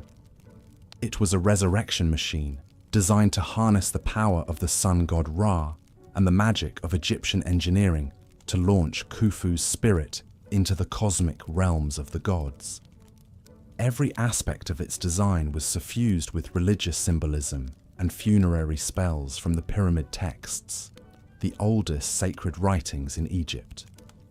The pyramid's smooth, angled sides were clad in polished white limestone that would have made it shine like a giant prism in the desert sun, a radiant beacon guiding Khufu's soul to the heavens. Inside, a series of narrow, ascending and descending passages led to the king's burial chamber, deep in the heart of the pyramid. This was the most sacred space of all, where Khufu's mummified body would rest in a granite sarcophagus surrounded by all the treasures and supplies he would need for the afterlife. The chamber was a marvel of precision engineering, its walls lined with massive granite blocks fitted so tightly you couldn't slip a piece of paper between them. This was meant to seal the king's body and possessions away from thieves and intruders for all eternity, a secure staging ground for his journey to immortality. But building such a monumental tomb came at a staggering cost, both in resources and human lives. The Great Pyramid required a workforce of skilled masons, engineers and labourers on a scale never before seen in Egypt.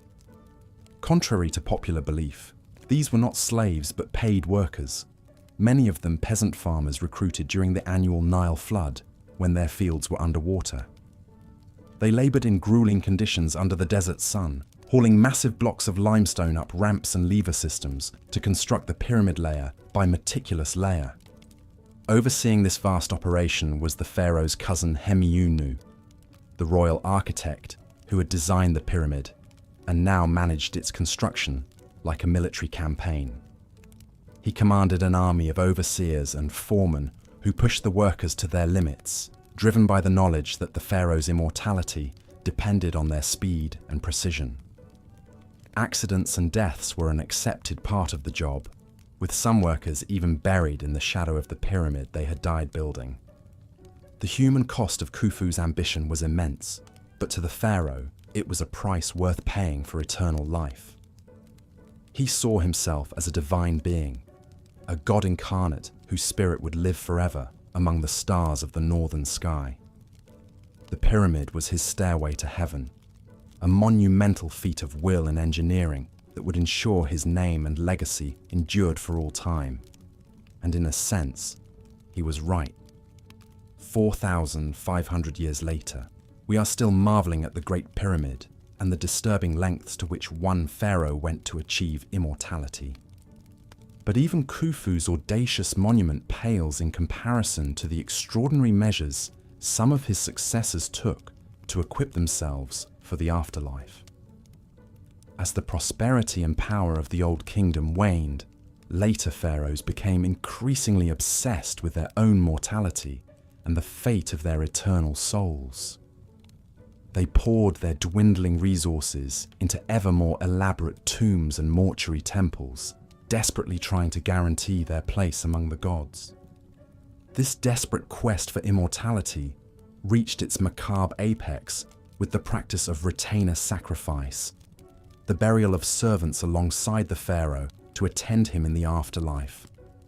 The most chilling example comes from the tomb of the first dynasty pharaoh Jer at Abydos, where archaeologists uncovered the remains of 318 individuals, men, women, and even children, who had been sacrificed and buried in neat rows outside the king's funerary enclosure.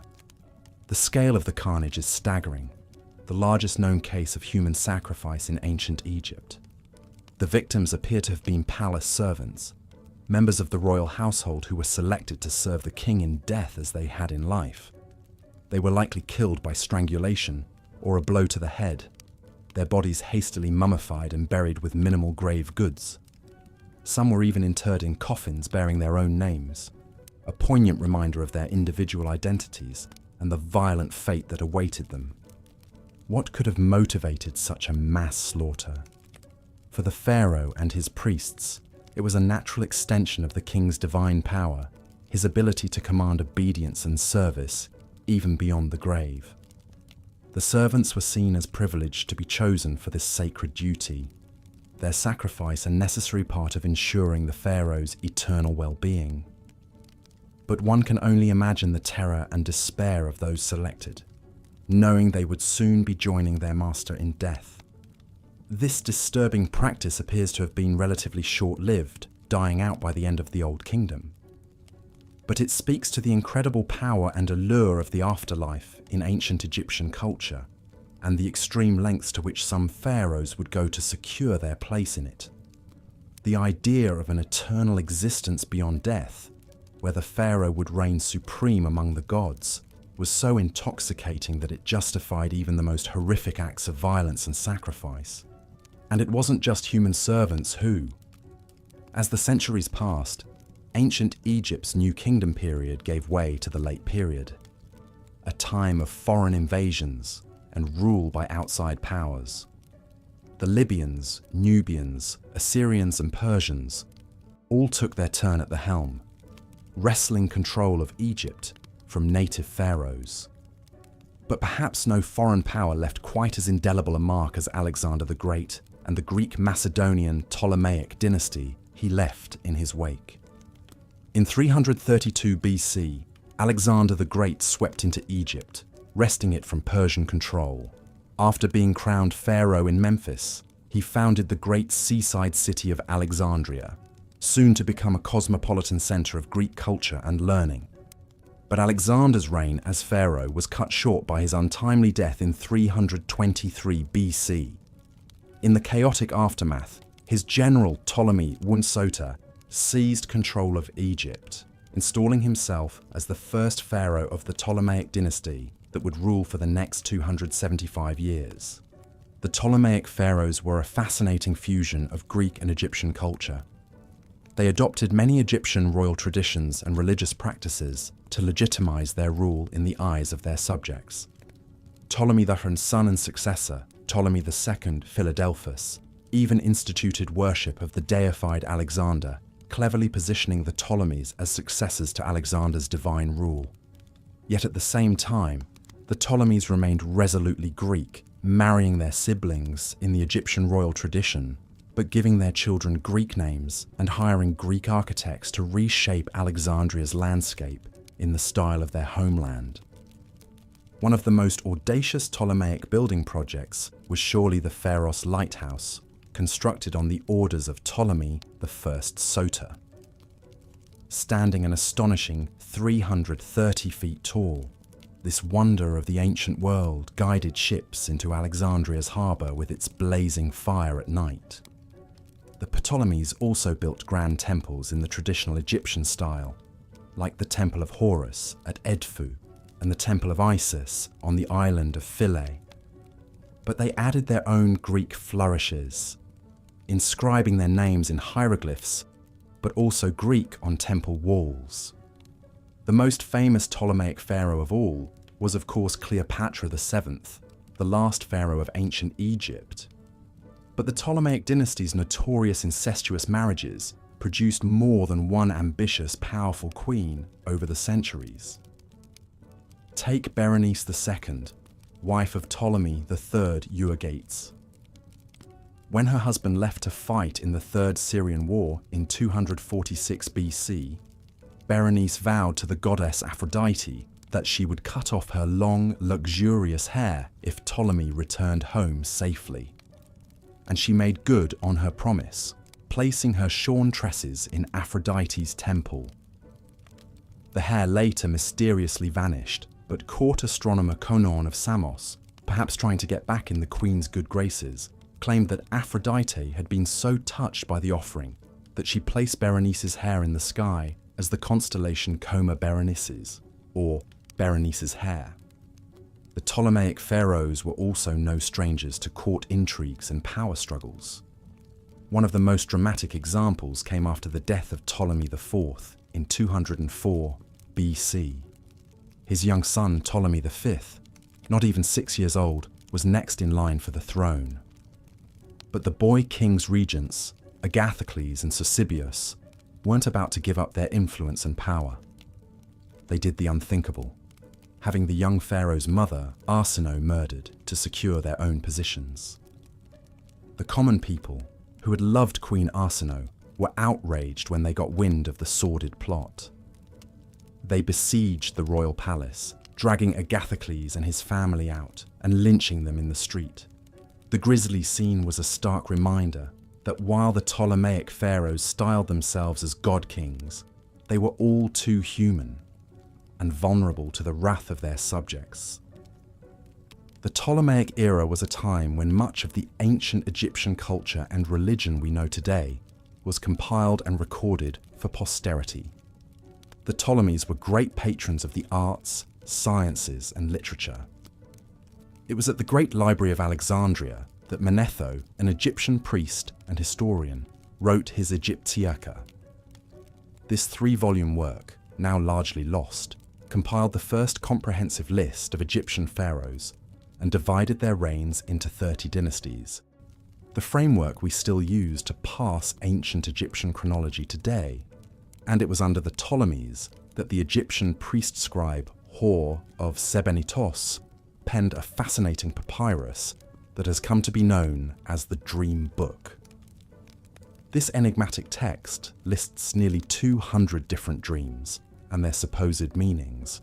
Some are rather mundane, like dreaming of eating figs, indicating the dreamer will come into money. But others are more sinister omens, like dreaming of being burned alive, signaling great danger ahead. The Ptolemaic dynasty ended with the tragic demise of its most famous queen, Cleopatra VII, in 30 BC.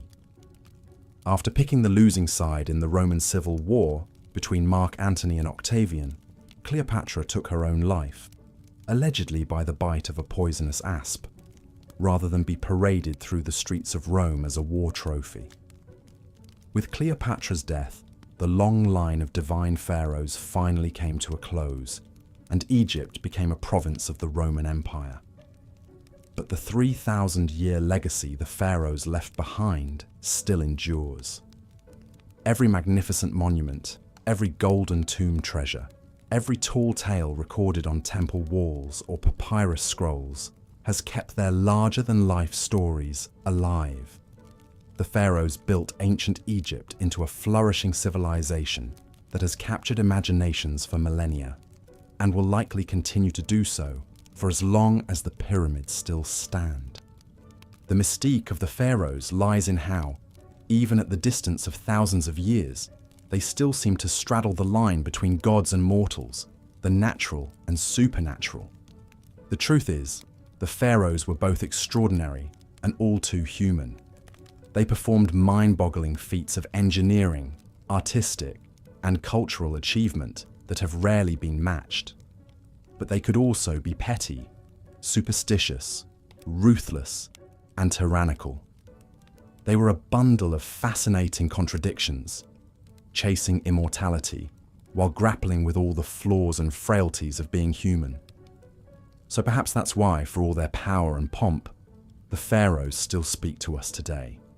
Their outsized lives are like monuments to the human condition itself, the soaring triumphs and the devastating lows that have defined the mortal experience since the dawn of civilization. The life of a pharaoh was one of immense power and privilege, but also one governed by strict religious duties and rituals. From the moment he awoke in his opulent palace, a pharaoh's day was meticulously planned and scheduled, with little room for spontaneity or personal indulgence. The pharaoh's morning routine was an elaborate affair, with teams of servants attending to his every need. He would be washed, perfumed, and dressed in fine linens, before donning the various crowns and symbols of his divine office. The distinctive double crown, or pshent, combined the white crown of Upper Egypt and the red crown of Lower Egypt, symbolizing the pharaoh's dominion over the unified land. But even in these mundane morning rituals, there was an undercurrent of magic and superstition. The pharaoh's clothing was imbued with powerful symbolism and believed to confer divine protection. Every cosmetic and item of jewelry had deep spiritual significance.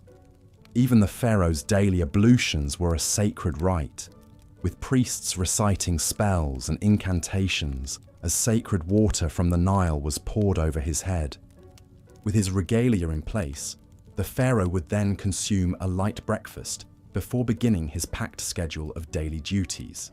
As the earthly embodiment of the god Horus, one of the pharaoh's most vital roles was as the supreme religious leader of Egypt. He was responsible for maintaining Ma'at, the cosmic order and balance, through his divine intercession with the gods. This meant that a significant portion of the pharaoh's day was taken up with religious ceremonies and temple rituals. He would make offerings to the gods, perform libations, and recite the necessary incantations to ensure the continued favor of the divine realm. These rituals were not just symbolic, but were believed to have a real and tangible impact on the prosperity and stability of Egypt. But the pharaoh was not just a religious figurehead. He was also the supreme political ruler of one of the most powerful empires of the ancient world. After his religious duties were complete, he would hold court and meet with his advisors to discuss matters of state. The pharaoh had the final say on all issues of law, taxation, trade, and foreign policy. He would also hear petitions from his subjects and dispense justice as he saw fit. The concept of Ma'at extended to social order as well as cosmic balance, and the pharaoh was the ultimate arbiter of this earthly harmony. His word was quite literally law, and his judgments were considered infallible and incontestable. However, even with all of these weighty responsibilities, the pharaoh still had time for leisure and pursuits befitting his exalted status. He might go hunting in the lush marshes along the Nile, or enjoy a sumptuous banquet with his courtiers and foreign dignitaries. Some pharaohs, like Amenhotep II, were known for their athletic prowess and would showcase their skills in archery or chariot racing. But even in these moments of relaxation, the pharaoh was never truly at ease. His life was governed by a strict code of behavior and a constant awareness of his divine role. Every action, every word, every decision was freighted with meaning and consequence. And beneath the surface of this gilded existence lurked a darker undercurrent of superstition, magic, and brutality. The pharaoh may have been the most powerful man in Egypt, but he was also the most vulnerable to the capricious whims of the gods and the machinations of his enemies. Jealous rivals, both within the royal family and among the nobility, constantly plotted and schemed to overthrow him. Sorcerers and magicians employed curses and hexes to bring about his downfall.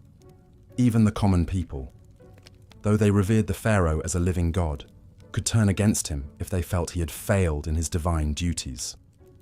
To protect against these myriad threats, both real and supernatural, the pharaoh relied on a complex web of magic and ritual. He wore amulets and talismans imbued with protective spells, and his food and drink were tested for poison by trusted servants. His palace was warded against evil spirits, and his bedchamber was guarded by the most loyal and fearsome of his warriors. But even with all of these precautions, the life of a pharaoh was a precarious one. The annals of Egyptian history are filled with the stories of pharaohs who met untimely and often gruesome ends, from assassination and warfare to disease and dark sorcery.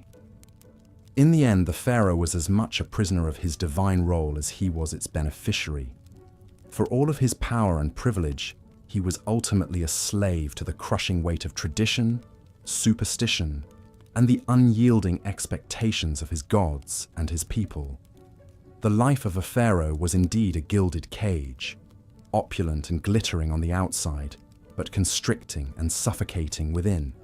And yet, for all of its dangers and drawbacks, the allure of the pharaonic crown was an irresistible one. The chance to wield such godlike power, to shape the course of an empire, to have one's name etched into eternity, these were temptations that few could resist. And so the cycle continued, from one pharaoh to the next, each one striving to outdo his predecessors in grandeur and glory, even as the shadow of mortality and the fickle favor of the gods loomed ever larger.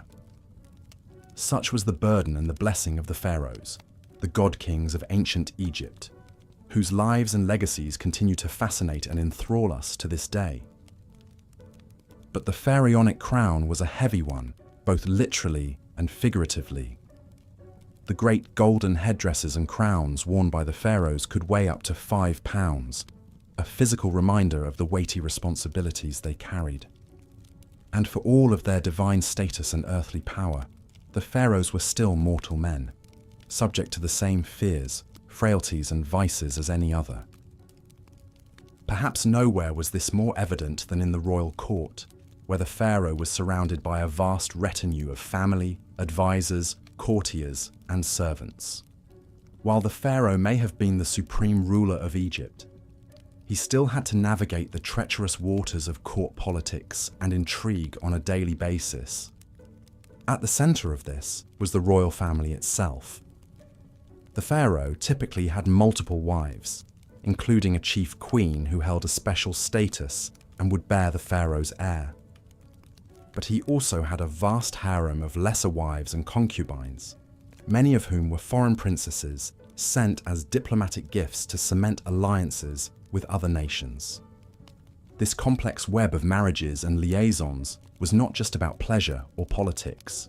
It was also driven by a deep-seated obsession with preserving the purity and divinity of the royal bloodline. The Egyptians believed that the pharaohs were literal descendants of the gods, and that this divine essence was passed down through the generations. To maintain this purity, the pharaohs often married within their own family, taking their sisters, daughters, and even their own mothers as wives. This practice of royal incest may seem shocking and abhorrent to modern sensibilities, but for the ancient Egyptians, it was a sacred duty. a way of keeping the divine blood of the pharaohs untainted by mortal influence. Of course, this incestuous inbreeding often had the opposite effect, leading to genetic defects, deformities, and a host of health problems for the royal family.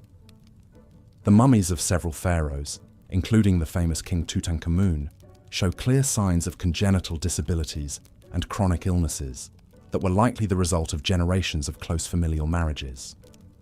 But for the pharaohs, the risks of incest were outweighed by the perceived benefits of preserving their divine status.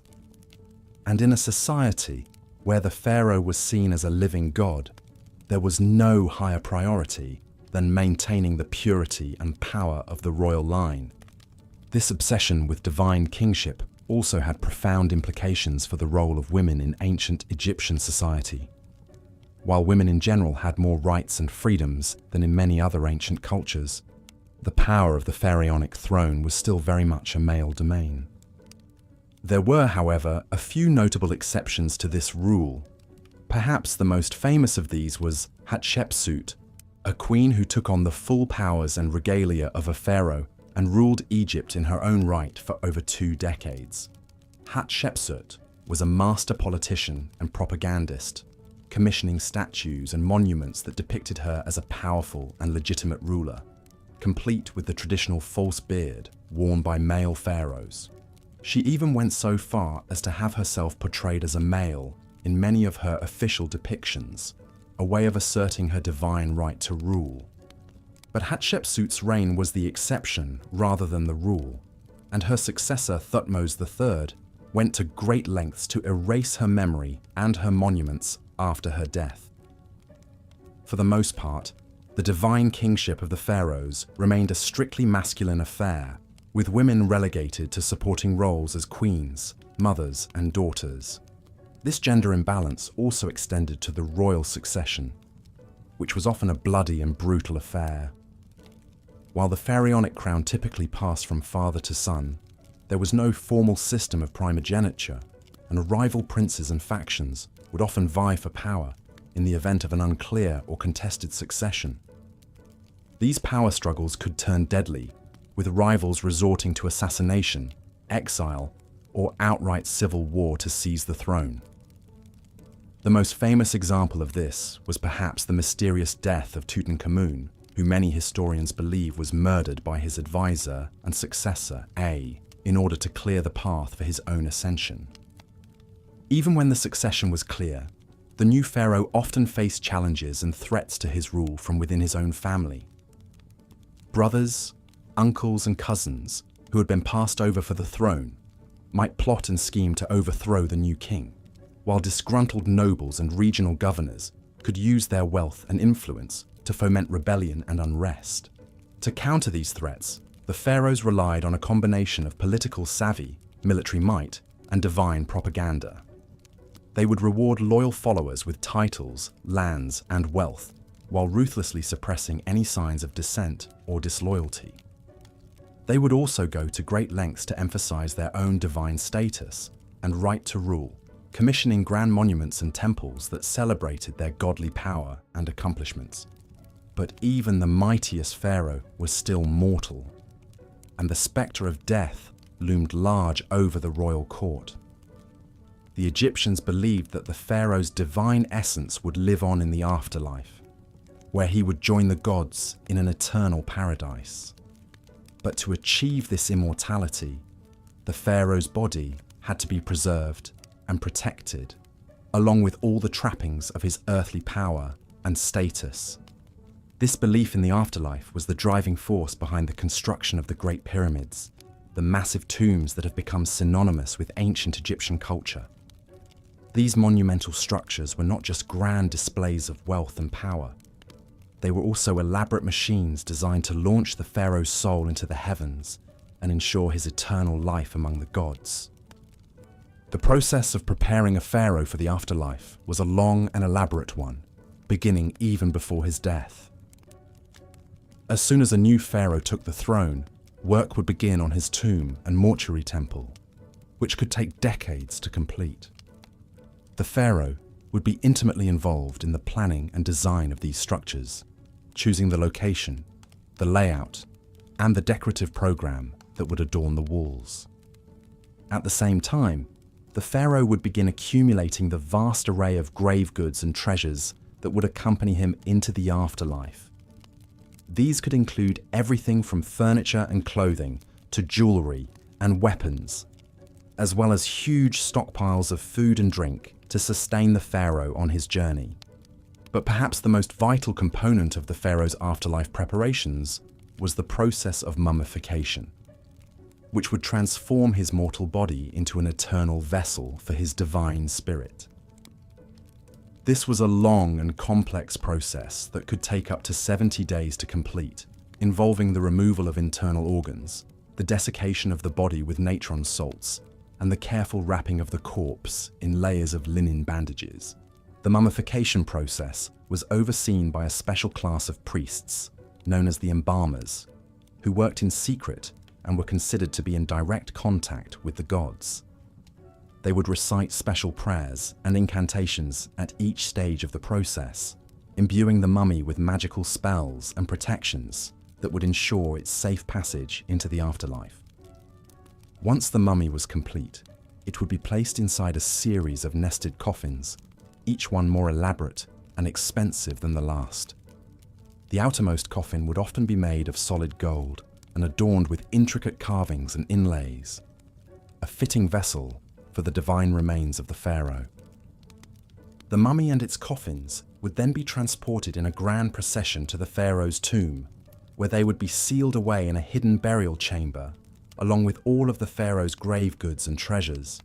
The tomb itself would be filled with even more offerings and artifacts, as well as elaborate frescoes and carvings depicting the pharaoh's journey into the afterlife. But even with all of these elaborate preparations, the pharaohs were not content to leave their eternal fate to chance. Many of them became obsessed with the construction of their tombs, pouring vast resources and manpower into the building of ever more elaborate monuments to their own divinity. The most famous example of this is, of course, the Great Pyramid of Giza, built by the pharaoh Khufu around 2550 BCE. This massive structure, which stood over 480 feet tall and contained more than 2 million blocks of limestone, was the tallest man-made structure in the world for over 3,800 years. The construction of the Great Pyramid was a monumental undertaking that required the labor of thousands of workers over the course of decades. The logistics of the project were staggering, involving the quarrying, transportation, and precise placement of millions of tons of stone, all without the benefit of modern machinery or technology. But for Khufu, the pyramid was more than just a feat of engineering. It was a symbol of his divine power and a guarantee of his eternal life. The pyramid was designed to align with the stars, with shafts pointing towards the constellations of Orion and Sirius, which the Egyptians believed to be the celestial homes of the gods Osiris and Isis. Inside the pyramid, Khufu's mummy would have been placed in a granite sarcophagus in the heart of the structure, surrounded by treasure and protected by a complex system of passages, chambers, and booby traps designed to thwart would-be tomb robbers. But even with all of these precautions, the pharaoh's tombs were not immune to the depredations of thieves and vandals. Over the centuries, many of the great pyramids and tombs were broken into and looted, their treasures stolen, and their mummies desecrated. This was a fate that befell even the most famous of the pharaohs, including Tutankhamun, whose tomb was discovered largely intact in 1922, but had still been entered and robbed at least twice in antiquity. The pharaoh's obsession with the afterlife, it seems, was matched only by the greed and determination of those who sought to plunder their eternal resting places. But the pharaoh's preparations for the afterlife were not limited to their own tombs and treasures. In a practice that seems shocking and horrifying to modern sensibilities, some pharaohs were buried along with servants, courtiers, and even pets, all of whom were sacrificed in order to accompany their master into the afterlife. The most extreme example of this practice was found in the tomb of the first dynasty pharaoh Jer at Abydos. where archaeologists discovered the remains of 318 individuals who had been sacrificed and buried alongside the pharaoh. These included servants, guards, and even women and children, some of whom showed signs of strangulation or blunt force trauma. This practice of human sacrifice was not limited to the early dynasties either. The tomb of the 12th dynasty pharaoh Amenemhat III at Hawara contained the remains of at least 5 young women who had been sacrificed and buried with the pharaoh, along with a menagerie of animals, including a monkey, a dog, and several ducks. Even more bizarre was the discovery of tens of thousands of human hair wigs in the tomb of the 18th dynasty pharaoh Amenhotep II. These wigs, which were made from the hair of young girls and women, were apparently intended to provide the pharaoh with a ready supply of fresh hair in the afterlife, a symbol of his eternal youth and virility. These disturbing practices speak to the incredible power and influence of the pharaohs, as well as the deeply ingrained beliefs and superstitions that governed ancient Egyptian society. For the pharaohs, the afterlife was not just a vague hope or a religious abstraction. It was a very real and tangible goal, one that demanded the utmost preparation and sacrifice. But as Egyptian society evolved and changed over the centuries, so too did the practices surrounding the pharaoh's burials. By the time of the New Kingdom, human sacrifice had largely fallen out of favor, replaced by symbolic offerings and the use of Shabti figurines, small statues that were believed to come to life and serve the pharaoh in the afterlife. And as the power of the pharaohs began to wane in the later dynasties, so too did the grandeur and scale of their tombs. The last of the Great Pyramid builders was the 12th dynasty pharaoh Amenemhat III, and by the time of the New Kingdom, the Pharaoh.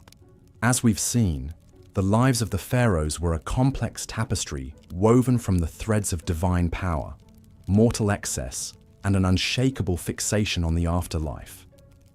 But perhaps no pharaoh embodies these themes quite as vividly as Ramses II, also known as Ramses the Great.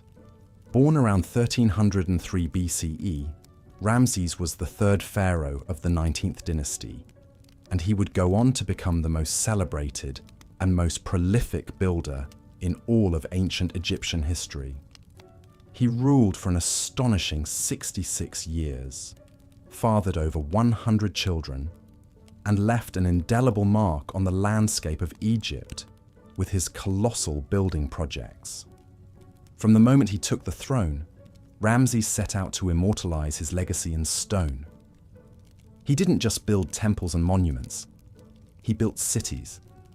His capital, Ramses, was a sprawling metropolis in the Nile Delta, adorned with lush gardens, stately palaces, and of course, towering statues of Ramses himself.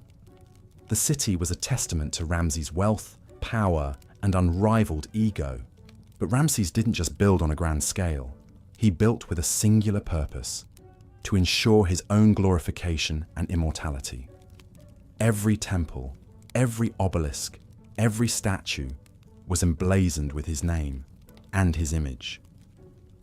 He even went so far as to carve his own likeness into existing monuments, often over the names of previous pharaohs. In Ramses' world, there was room for only one god on earth, and that god was Ramses. Of course, all this self-aggrandizement didn't come cheap. Ramses' building projects required vast amounts of labor and resources, much of it carried out by slaves and prisoners of war. The lives of these workers were hard and often short, spent toiling in the blistering heat of the desert sun. But to Ramses, their suffering was a small price to pay for the glory of his eternal legacy. And what a legacy it was! From the magnificent temples of Abu Simbel to the sprawling complex of Karnak, Ramses left his mark on nearly every corner of Egypt. His reign saw military triumphs like the Battle of Kadesh against the Hittites, as well as monumental building achievements like the completion of the Great Hypostyle Hall at Karnak, a forest of 134 massive columns covering an area of 54,000 square feet. But perhaps Ramses' most enduring legacy is the very fact that we know so much about him at all. With his relentless self-promotion and larger-than-life persona, Ramses ensured that his name would live on long after his death. And live on it has. Ramses remains one of the most famous and recognizable figures from the ancient world, a towering symbol of the power and majesty of the pharaohs. Of course, not all pharaohs were as successful in their quest for immortality as Ramses. Take, for example, the curious case of Akhenaten, the so-called heretic king who ruled during the 18th dynasty. Akhenaten is best known for his radical religious reforms, in which he abandoned the traditional pantheon of Egyptian gods in favor of a single deity, the Aten, represented by the solar disk. Akhenaten's devotion to the Aten was all-consuming. He built a new capital city, Akhetaten, dedicated solely to the worship of his one true god. He changed his name from Amenhotep IV to Akhenaten, meaning devoted to Aten. He even altered the traditional style of Egyptian art, eschewing the rigid, formalized depictions of pharaohs and gods in favor of a more naturalistic, almost androgynous style. But Akhenaten's religious revolution was short-lived.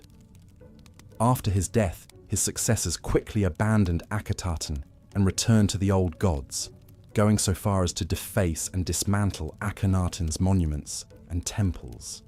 His name was struck from the records, his legacy all but erased.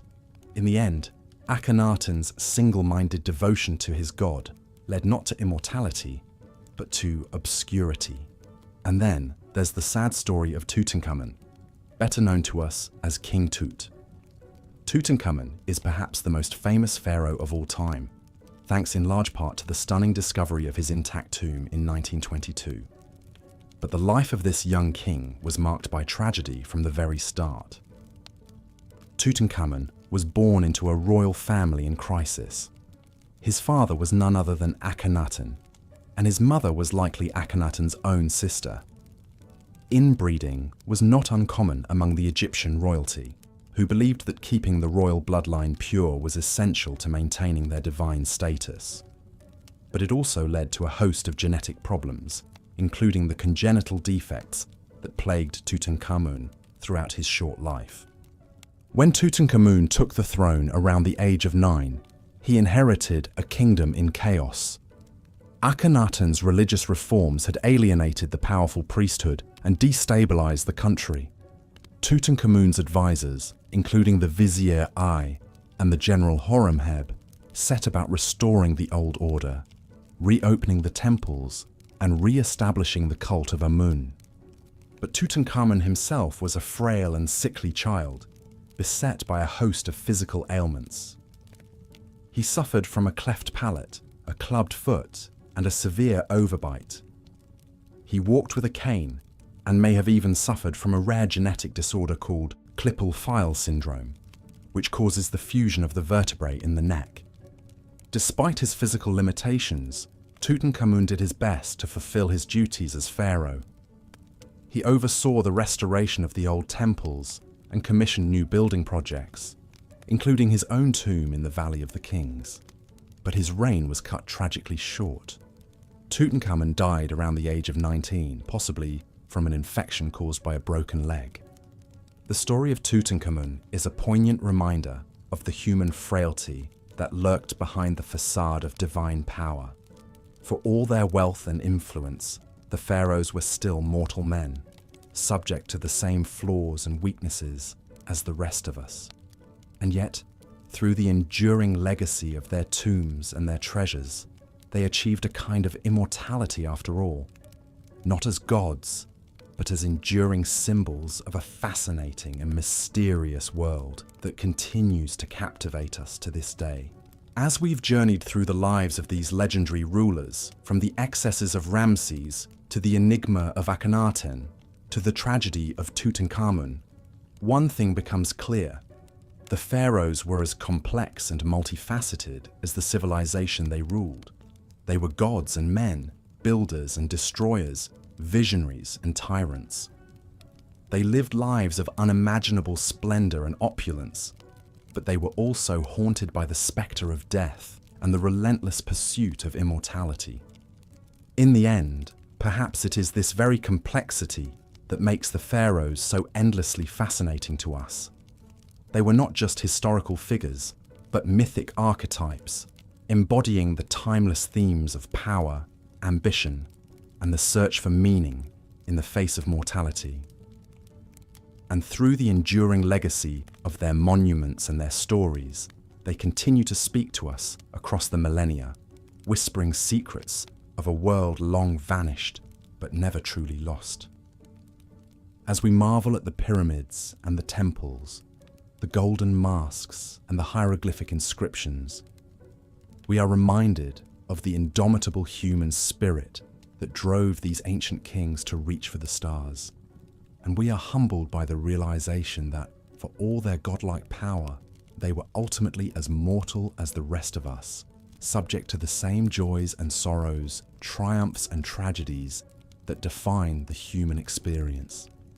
So let us pay tribute to the pharaohs, those towering figures who shaped the course of history and left an indelible mark on the sands of time.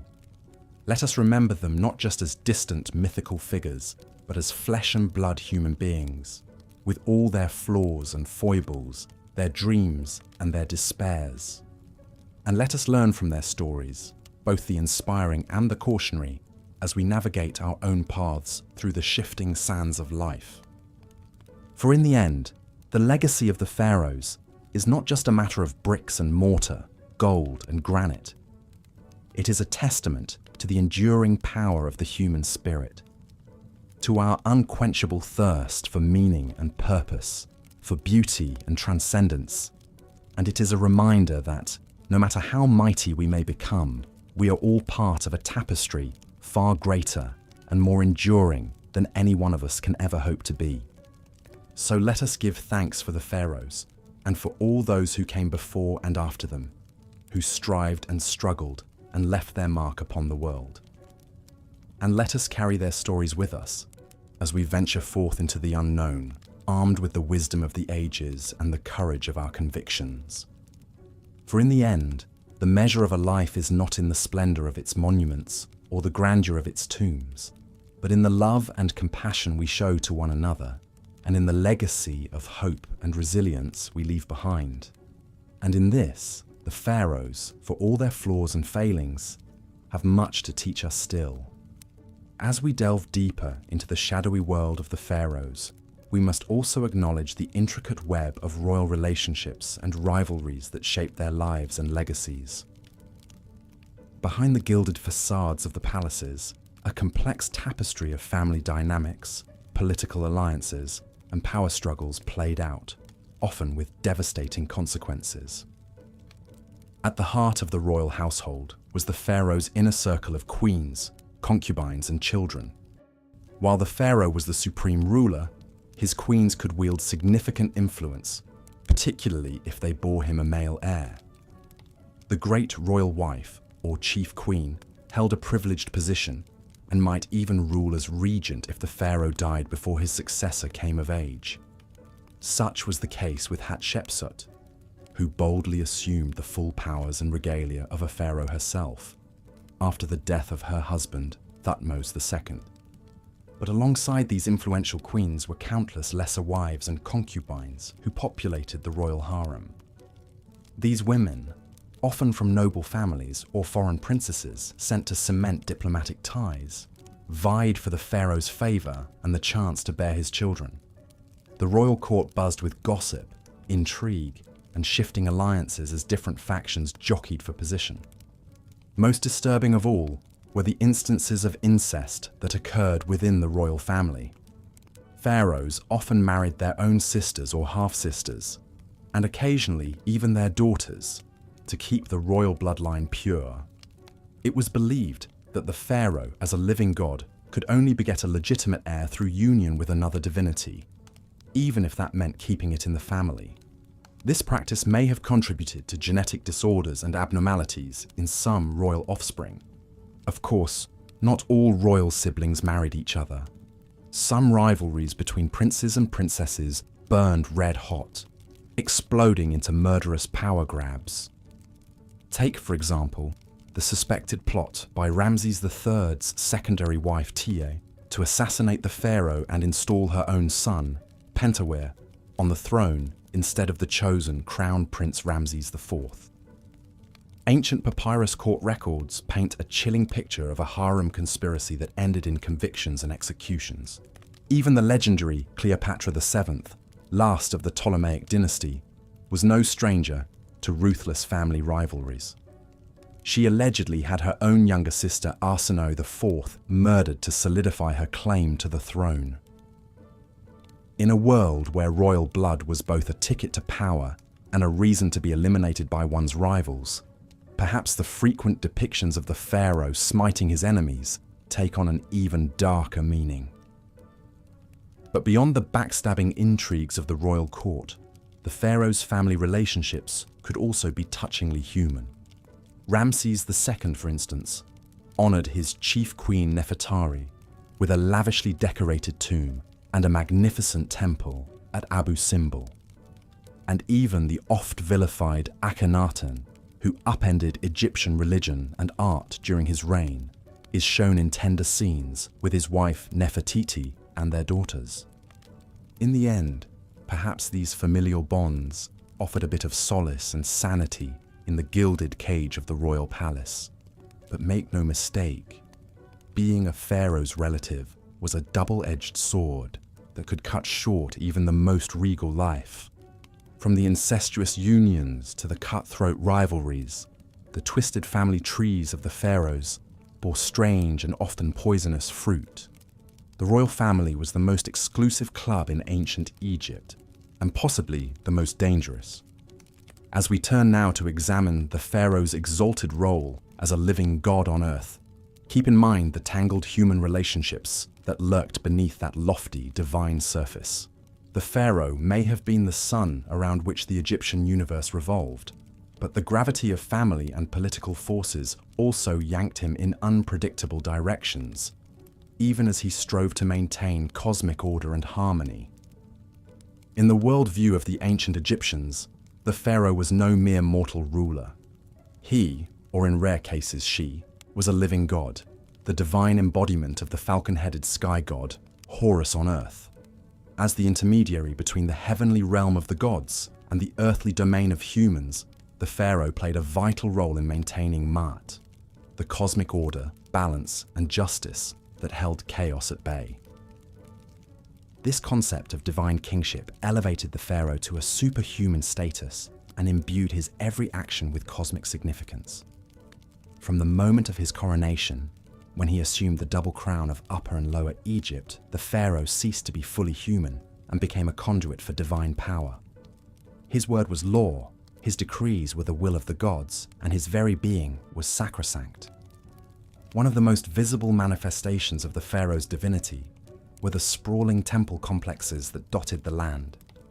These weren't just places of worship, they were the earthly mansions of the gods, where the pharaoh performed sacred rituals to maintain the vital link between the human and divine spheres.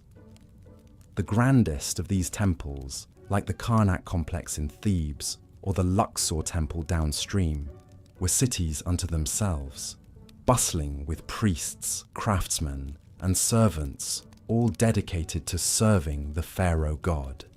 Within these sacred precincts, the pharaoh would make offerings, recite incantations, and perform elaborate ceremonies to appease the gods and ensure the continued flow of divine blessings. The most important of these rituals was the daily rebirth of the sun, in which the pharaoh metaphorically merged with the sun god Ra to be reborn anew each morning. By participating in this endless cycle of death and renewal, the pharaoh helped to sustain the very fabric of the cosmos. But the pharaoh's divine status wasn't just a religious concept.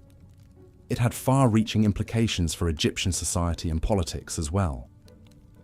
As a living god, the pharaoh had absolute authority over his subjects.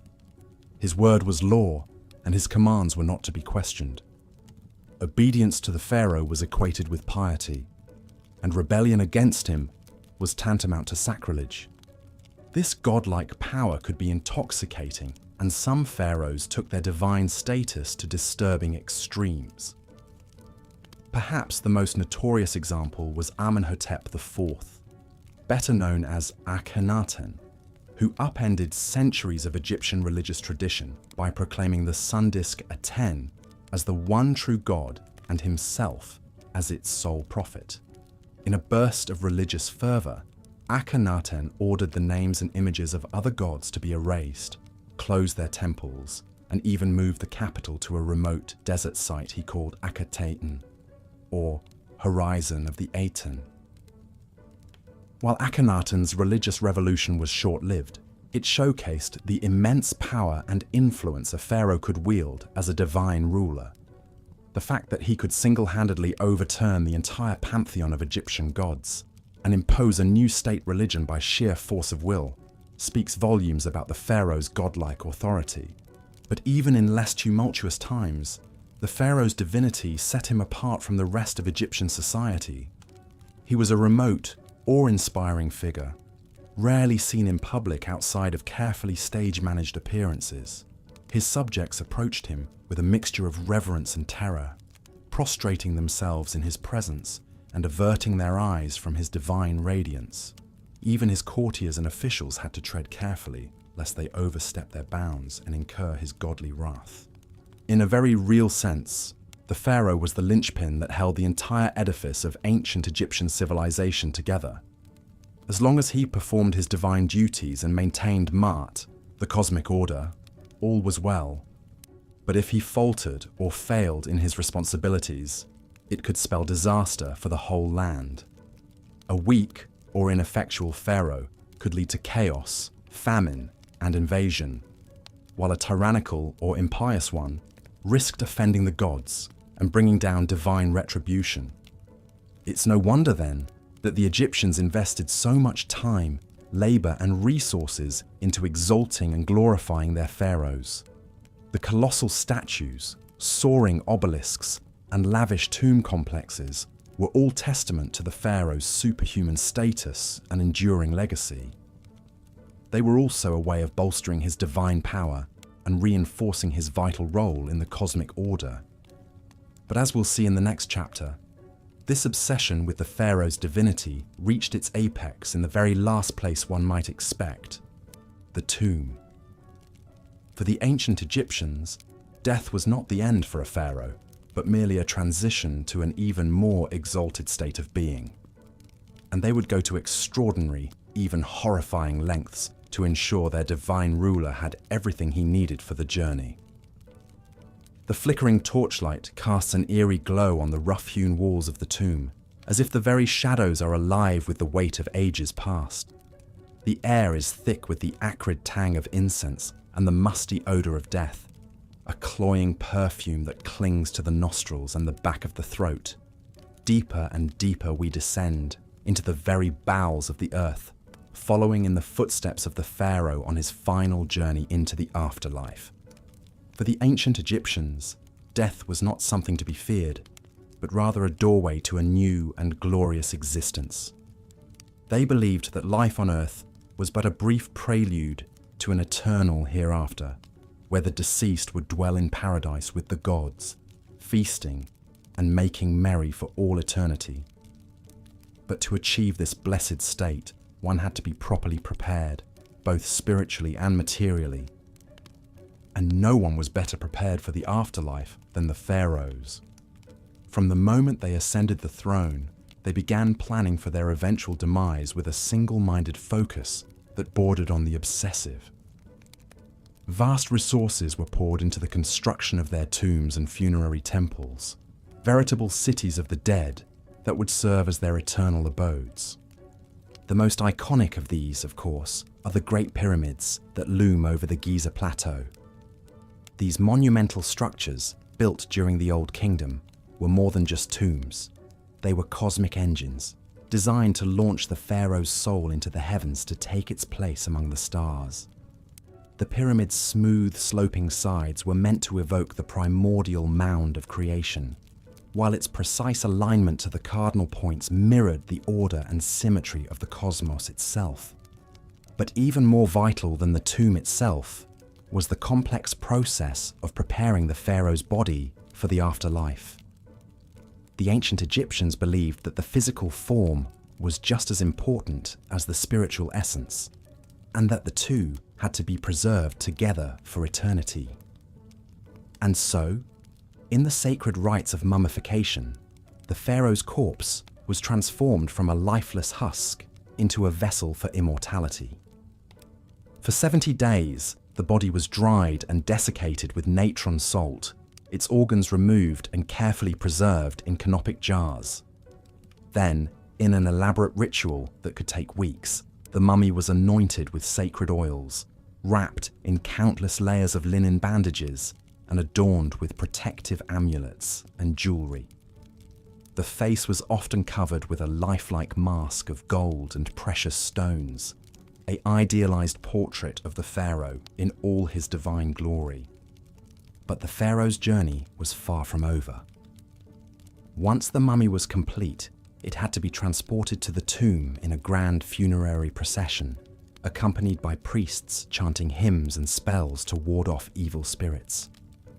The sarcophagus was then lowered into the burial chamber, surrounded by all the grave goods the pharaoh would need in the afterlife: furniture, clothing, jewelry, even food and drink to sustain him on his eternal journey. And here is where the pharaoh's preparations took a darker, more disturbing turn. For some rulers, it wasn't enough to be buried with mere objects.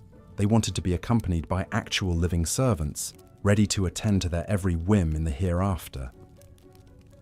These unfortunate souls, known as retainers, were often the pharaoh's most loyal courtiers and officials, handpicked to serve him in death as they had in life.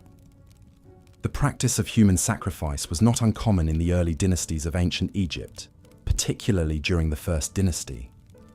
Archaeological evidence from this period reveals numerous subsidiary burials surrounding the tombs of pharaohs like Horahar and Jer, containing the remains of servants, bodyguards, and even women and dwarves who were believed to have special powers.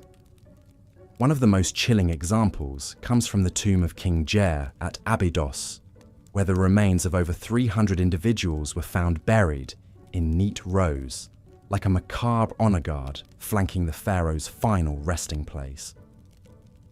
Many of the bodies showed signs of strangulation or blunt force trauma, suggesting that they had been deliberately killed to accompany their ruler into the afterlife. But perhaps even more unsettling than the human sacrifices were the animal ones. Countless mummified cats, dogs, monkeys, and even lions have been found in Egyptian tombs, often lavishly wrapped and adorned like miniature pharaohs themselves. These beloved pets were believed to provide companionship and protection for their masters in the afterlife, a consolation prize of sorts for an eternity spent in the dark. And then there were the more bizarre grave goods, like the millions of human hair wigs found in some tombs. These elaborate hairpieces, made from the shorn locks of courtiers and slaves, were meant to ensure that the pharaoh always had a fresh coiffure, even in the afterlife. The ancient Egyptians believed that hair had magical properties, and that a full, luxuriant wig was a sign of vitality and power. But as the centuries passed, the practice of human sacrifice gradually fell out of favor. By the time of the New Kingdom, the idea of killing servants to serve the pharaoh in the afterlife was seen as barbaric and uncivilized. Instead, the Egyptians turned to more symbolic methods, like placing Shabti figurines in the tomb, to magically come to life and perform menial tasks for the deceased. Yet even as the physical sacrifices faded away, the psychological toll of the pharaoh's obsession with the afterlife remained. The vast resources and manpower poured into their tombs and funerary cults siphoned away wealth and labor from the living, while the idea of a ruler who could command obedience even in death cast a long shadow over Egyptian society. And in the end, For all their elaborate preparations and precautions, the pharaohs could not escape the ravages of time and tomb robbers. Many of their carefully constructed resting places were plundered and desecrated over the millennia, their mummies and grave goods scattered to the four winds. In a bitter irony, the very measures they took to ensure their immortality ended up being their undoing. But even in death, the pharaohs continue to fascinate and horrify us in equal measure. Their mummies, with their uncanny lifelike expressions and aura of ancient power, have become the stuff of legend and popular culture. And as we peer into their tombs and sarcophagi, we cannot help but feel a shiver of awe and revulsion at the lengths they went to in pursuit of eternal life. For the pharaohs, death was not the end, but merely the beginning of a new and glorious existence.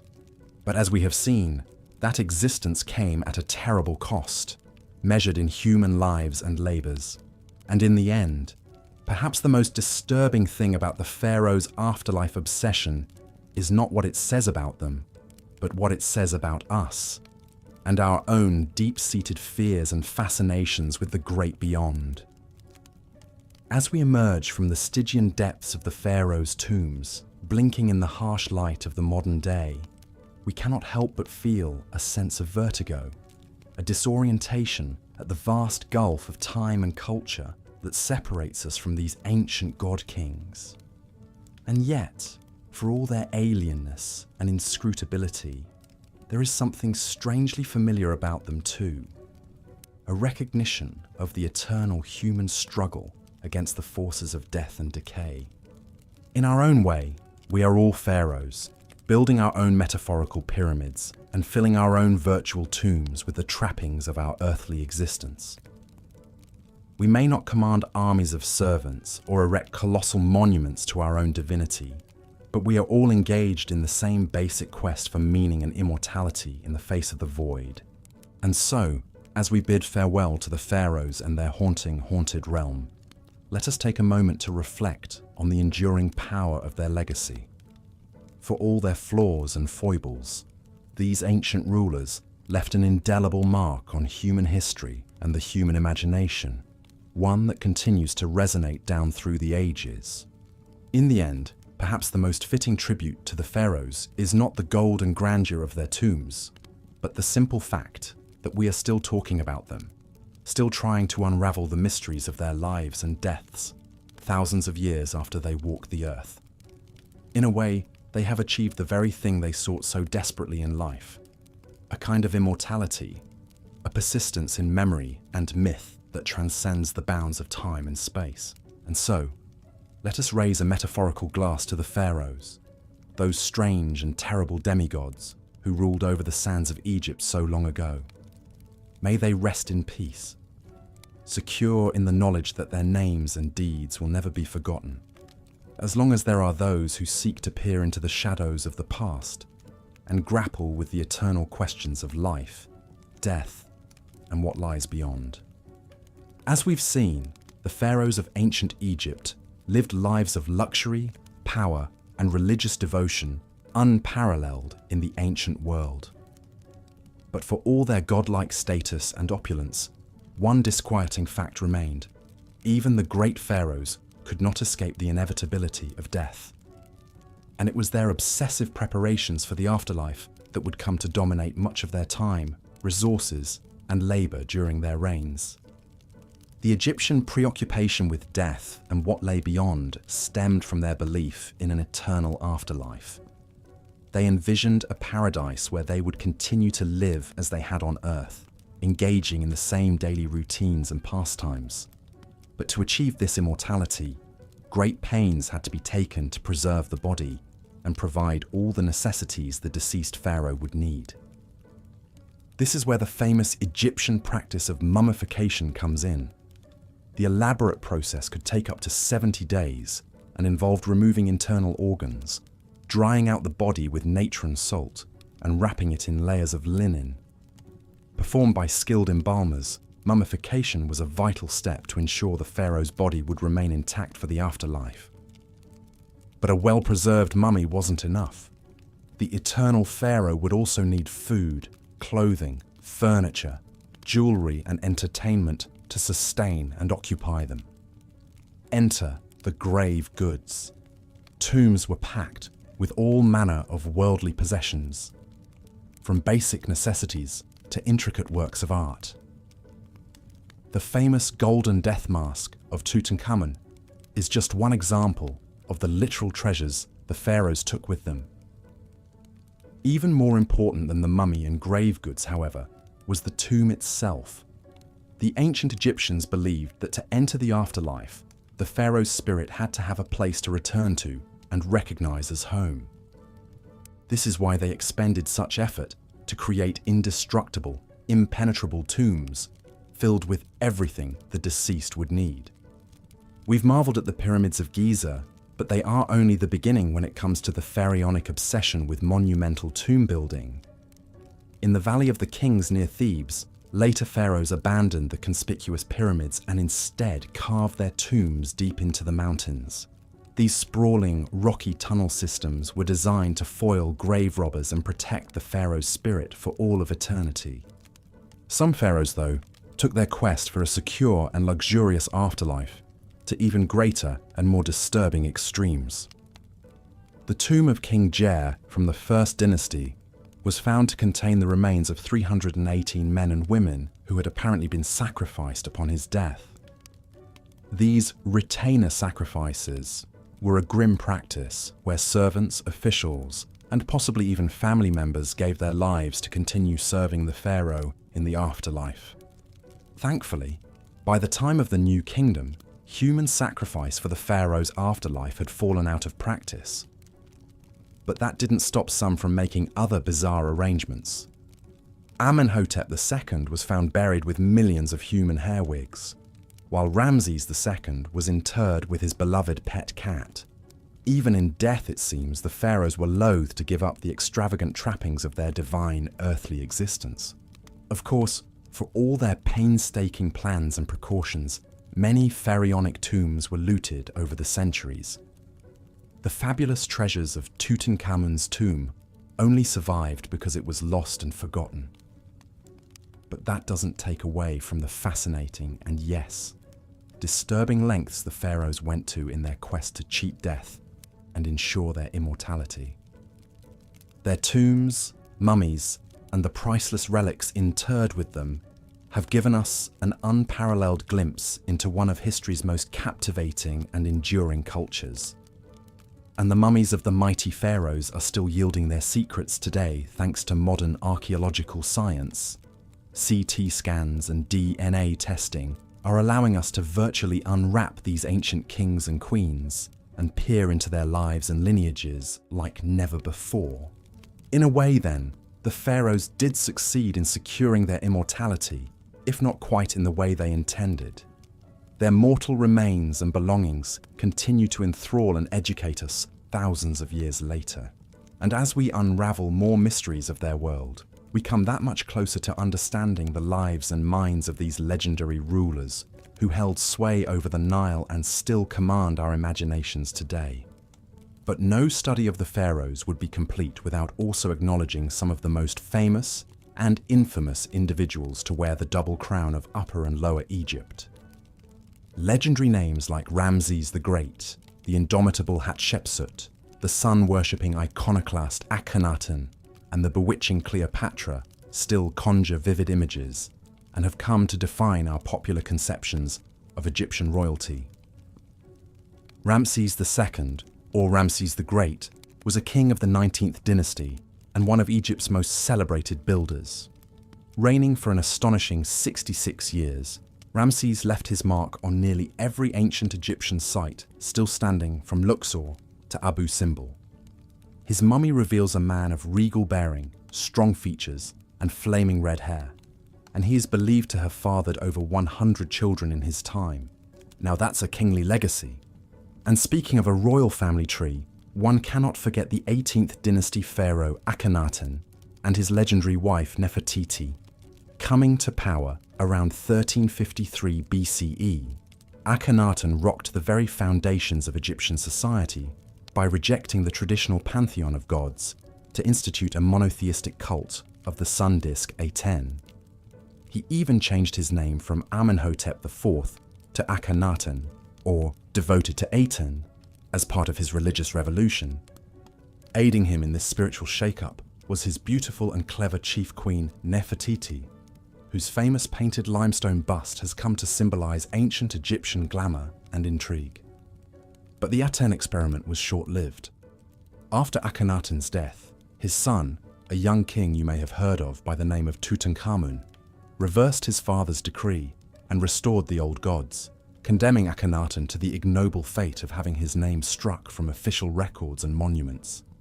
Of course, any mention of Egyptian rulers would be incomplete without Cleopatra, the last active pharaoh and Ptolemaic queen who has become the very archetype of the irresistible temptress.